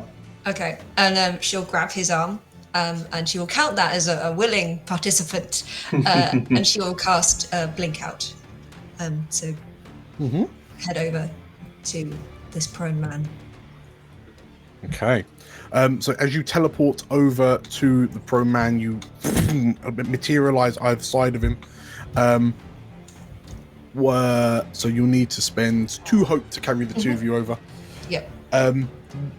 What's like so Carrian is, let's say, he's writhing around on the ground.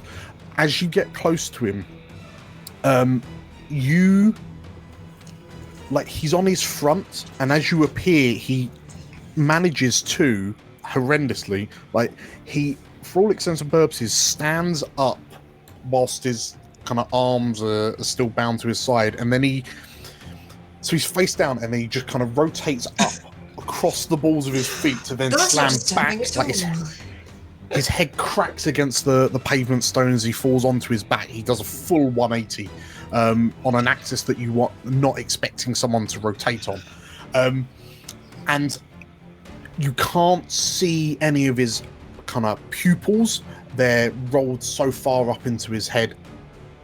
But his mouth is this bloodied mess, as from his cracked teeth, and he's still sort of muttering, kind of whispering to himself. And as you approach, you see what appears to be something moving under his clothing. What are the 2 of you doing? With the movement of the teleportation, as Cass kind of grabs Cooper, she's just gonna fling him bodily at this man. Sure. She wages up the 2 of them. He probably weighs more and is probably a better battering option. Sure. So she's just use me as a meat shield. It's fine. Yeah. It's fine. It's She's fine. just throwing him at this thing. She Like old times, then. Great for that. I get thrown at this man. I think Cooper was his original plan was, if I get close enough, I'll take out my rope and I'll tie him up. So in the spell, You're still close enough to tie him up. Oh no! But now he's falling towards him. Yeah. I think I feel like he comes out of the teleportation, he has to stagger to stop himself from getting too close, and it's as that happens he sees them moving around. So he gets concerned, so he draws his dagger, and he's can how long is this spell gonna last, Griffin? I mean, I don't know. It depends how much he wriggles. Okay, great. I want to see, can I, is there something I can do to ascertain if I can figure out if whatever's moving is under the tether, or is it going to come out of the tether? And, how, do you see what I mean? I feel like Cooper's ready to attack if something attacks him. Like in D&D, you would ready an action if something comes out. That's what I'm trying to kind of do, but also... I think this is still important enough that you might need to give me an instincts check to see if you can, because with his thrashing, and then you're trying to see, there's something moving under his clothing, but you're trying to pass its pathing. Sure. Checking if I have anything there. I do not. Let's just let's just raw dog this instinct check. Let's go. Normal instinct check. That's a 15 with hope, so hopefully that's a good one, hopefully. A 15 with hope. With hope. That is, so total up your hope. That is a success with hope. So you drop the success count down. Oh my god, I've done it again. You drop your success count down to 1 left.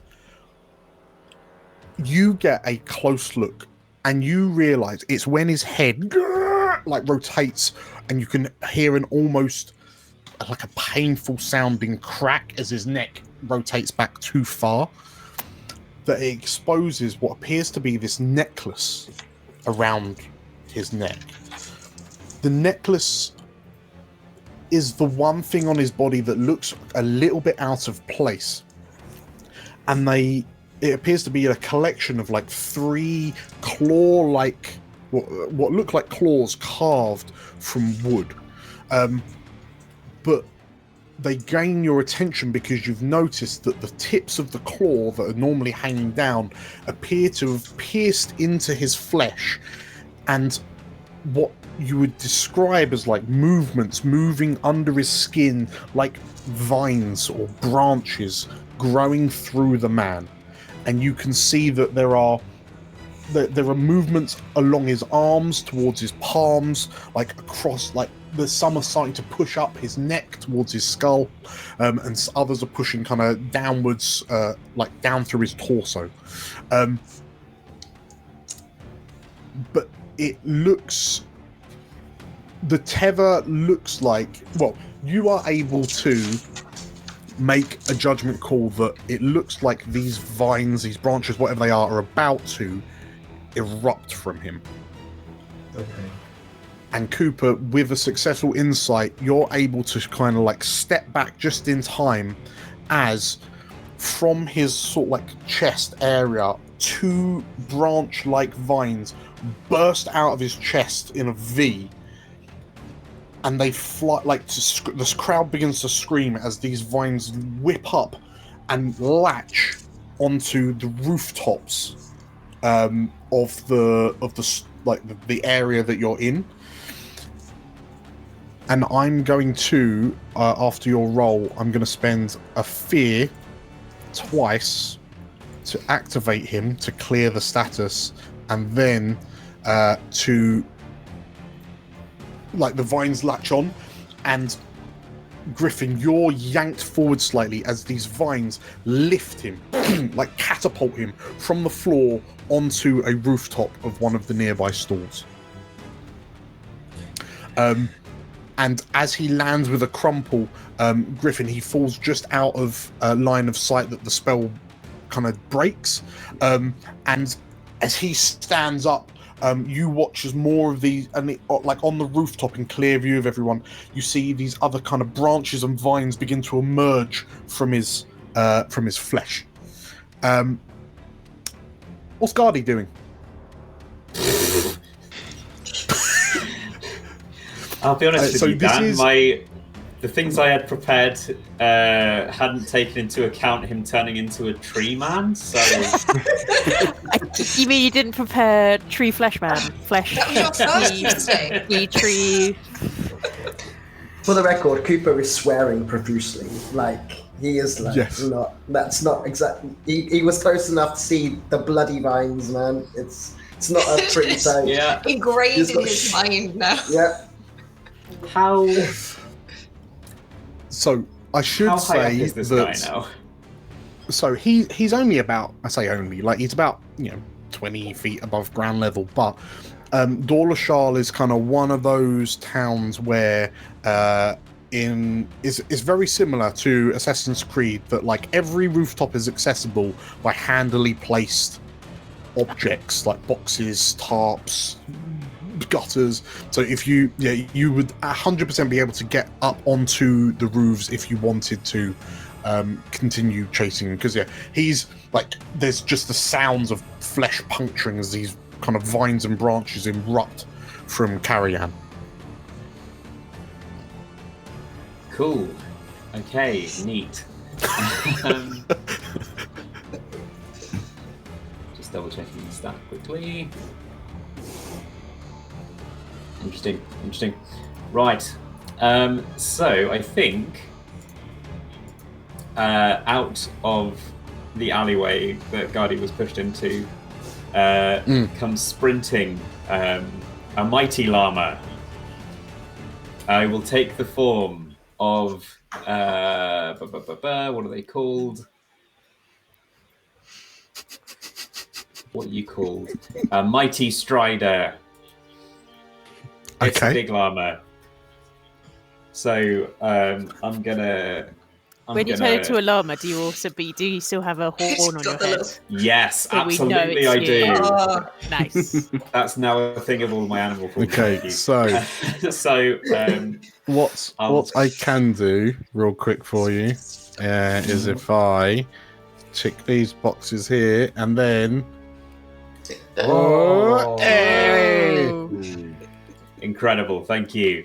We will turn this into a horned llama later on. I will trot up next to Abe and just like nudge him to get on. How big are you? He's 8. How big a llama are I'm a you? mighty strider. Are you mighty? Yeah. A mighty llama. mighty. Able. There's room for two. There's room for two on this boy. It's true. Abe's never seen something that he can ride, so he is absolutely getting on top of that. Amazing. All right. I need help. I guess everyone else is much smaller, so I mean, does anyone else need a leg up? Yeah. Is anyone else in? I guess Coop and Cass have just been getting up in his business. Yeah, we're already still hanging. I mean, Griffin, do you want to? Now I'm on the floor now. The spell's worn off. So Oh. All right. I'll skip you off my teeth. Okay. Yeah. Throw him on. Chuck you on, and we're all going. Okay. We're off. Yeah, Okay. I'm going to chase Are after you attempting to get to roof level as a mighty horned llama, or are you just sort of like sticking to mountain street climbing. level, just within line of sight? Let's do it. Let's get up there. Yeah. They can climb mountains. They can climb some roofs. Okay, I would require. I think this has to be an agility check, right? That's to leap, sprint, Sick. and maneuver. Yes, can I please have a mighty strider agility check? So Amazing. you might have to roll this. If you roll your As a agility mighty strider. macro, Tim, and then we'll figure out. Sounds good. I get advantage on leap and sprint as a mighty strider.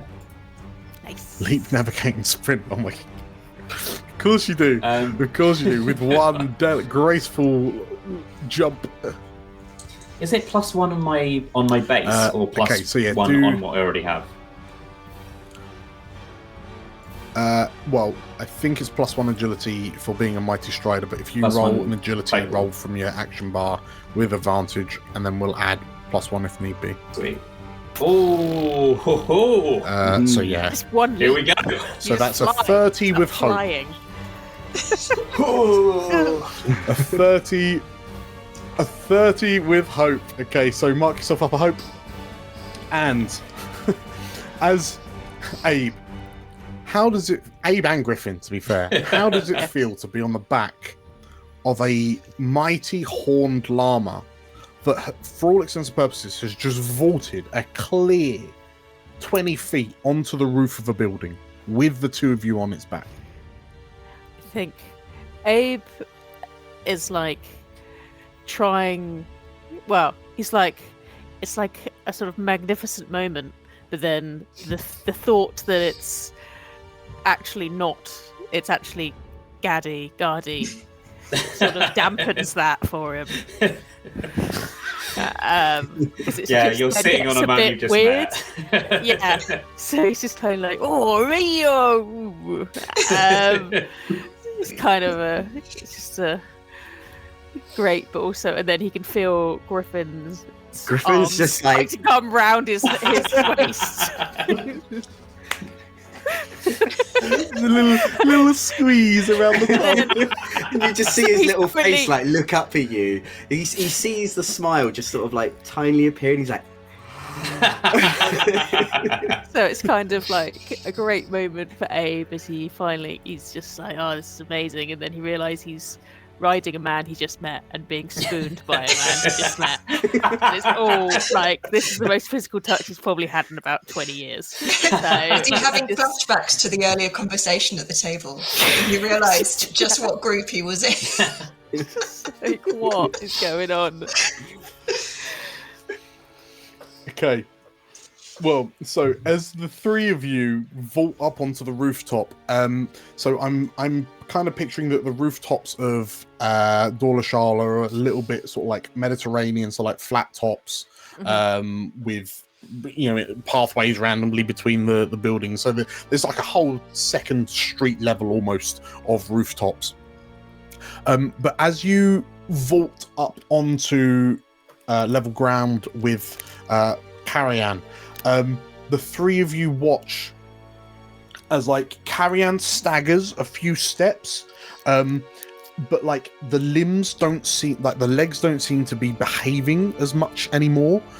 And then the three of you watch as, with one final sickening crunch, his head flips all the way back and then hangs limp. And from his wrists, from his shoulders, from his chest, from his knees, like branches begin to burst out. And from the points of escape of these branches, his skin begins to harden and darken until his skin becomes bark-like.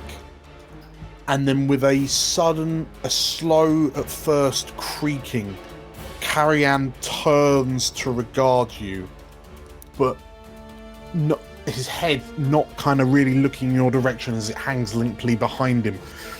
But then the limbs begin to crack as they seemingly kind of figure out how to move once again. And from these branches, what appear to be small, like flower buds, begin to, like at a speed that is definitely unnatural, and Garda, as a druid, definitely unnatural. These flower buds begin to grow from the tree, from the branches, and then as they grow, blossom, they then fall off and like scatter to the ground like overly like melon-sized spores, until they begin twitching, vines begin emerging, and from these flower buds,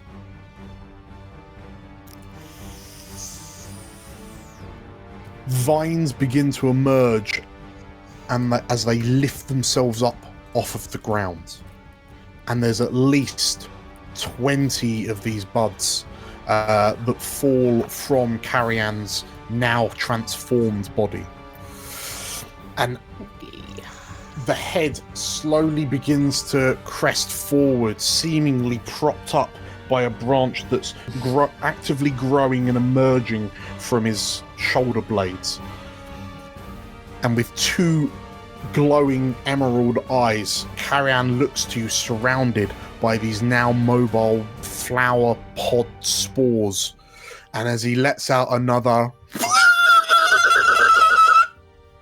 you will call it there. Oh no. We've got to fight flowers. I don't like the man, Dan. Congratulations, everyone, on completing episode 2.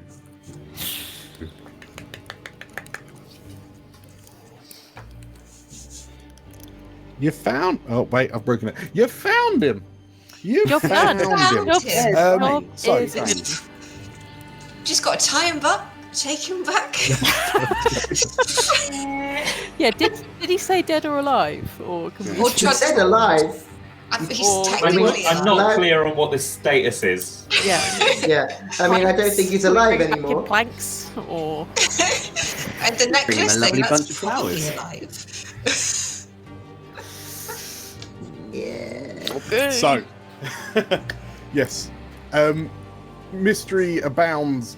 Yeah, you've found Mad Carian. He seems different to what people have explained him to be like, but yeah, we will find out what happens next in our next episode next week, same time, Monday, 7:30 p.m. yeah, congratulations, everyone. Thank you, everyone, for watching. Thank you, you five, for playing. I'm just going to very, very quickly rattle through some of the announcements for those of you who joined us for the second half. Hello. Just in case you missed it, lots of stuff that's been happening recently that I would like to bring to your attention. Happy Pride Month. Everyone who's celebrating Pride Month. Hooray. Go you. We are all proudly... Proud. wearing our flags here in support of everyone. Thank you, everyone who's joined us over the past couple of weeks. We've had a massive growth spurt since the start of campaign 3, so thank you so much for tagging along. Because we've had so many of you joining in and watching, we now have memberships on YouTube. We've got 2 members from this episode. Thank you to Steve, thank you to Craig for joining us. We will also be launching a Patreon in the very, very near future. The plan as it currently stands is to have a Discord set up for members by next session. So by session 3 we should have a Discord. In that Discord, members and Patreons will have access to like exclusive content, early content, just have an opportunity to get to know us and the other explorers a bit better. I'll be releasing a video to explain what members will be getting exactly very, very soon, so keep an eye out for that. If you are enjoying what we're doing here with the Daggerheart rule set, then you can use our affiliate link in the description to buy the Daggerheart rules from RPG, or any rules for that matter. It doesn't cost you any extra, but it gives us a little bit of a kickback, which is massively helpful. We've run over a dozen different rule sets, and they're all available to buy from RPG. So yeah, if you enjoy Daggerheart, absolutely give it a go, and yeah, pick up the digital rules. And last but not least, we have been nominated as finalists for the 2025 Crit Awards, which is an annual competition that celebrates TTRPG community in general and the amazing things that we all collectively do. So you can find the voting is now open for the for the awards. You can find the voting form in the description down below as well. We are up for Best Games Master for Darrington Press, alongside 3 other amazing shows. Yeah, give it a look, see who you want to support, and then kind of go from there. I guess also if we've had new subscribers, like if you're enjoying this and you enjoy what all of us do, especially what Dan does, like we've got like a massive back catalogue of everything. Obviously there's like, this is the 3rd in the campaign of Elsewhere, so there's the 1st campaign, there's the 2nd campaign, and there's also our first foray into Daggerheart when we were going through the beta testing, so definitely check those out if you want some more. Yes, absolutely. We've run, as Nate said, this is the 3rd campaign in the Elsewhere setting, 4th if you count Tales, which you probably should. But yeah, pretty much they've all been different. We really should. Yes, different flavours. I was in that one. So yes, we've done D&D campaign, we've done Blazing in the Dark campaign, this is our Daggerheart campaign. Loads of stuff, and if you do treat it, the campaigns aren't all that long, they're all 20 episodes long, so relatively easy to catch up with, but if you do work your way through, then there's gonna be NPCs and themes and characters that you might recognize from previous episodes. So for any of you that picked up on the Varn Consortium, I know Nate did, it will make a hell of a lot more sense. Bloody must do. So, thank you once again for watching. Thank you, you 5, for playing. We'll see you next week for episode 3. Bye. Bye. Bye. Thanks, everybody. Bye.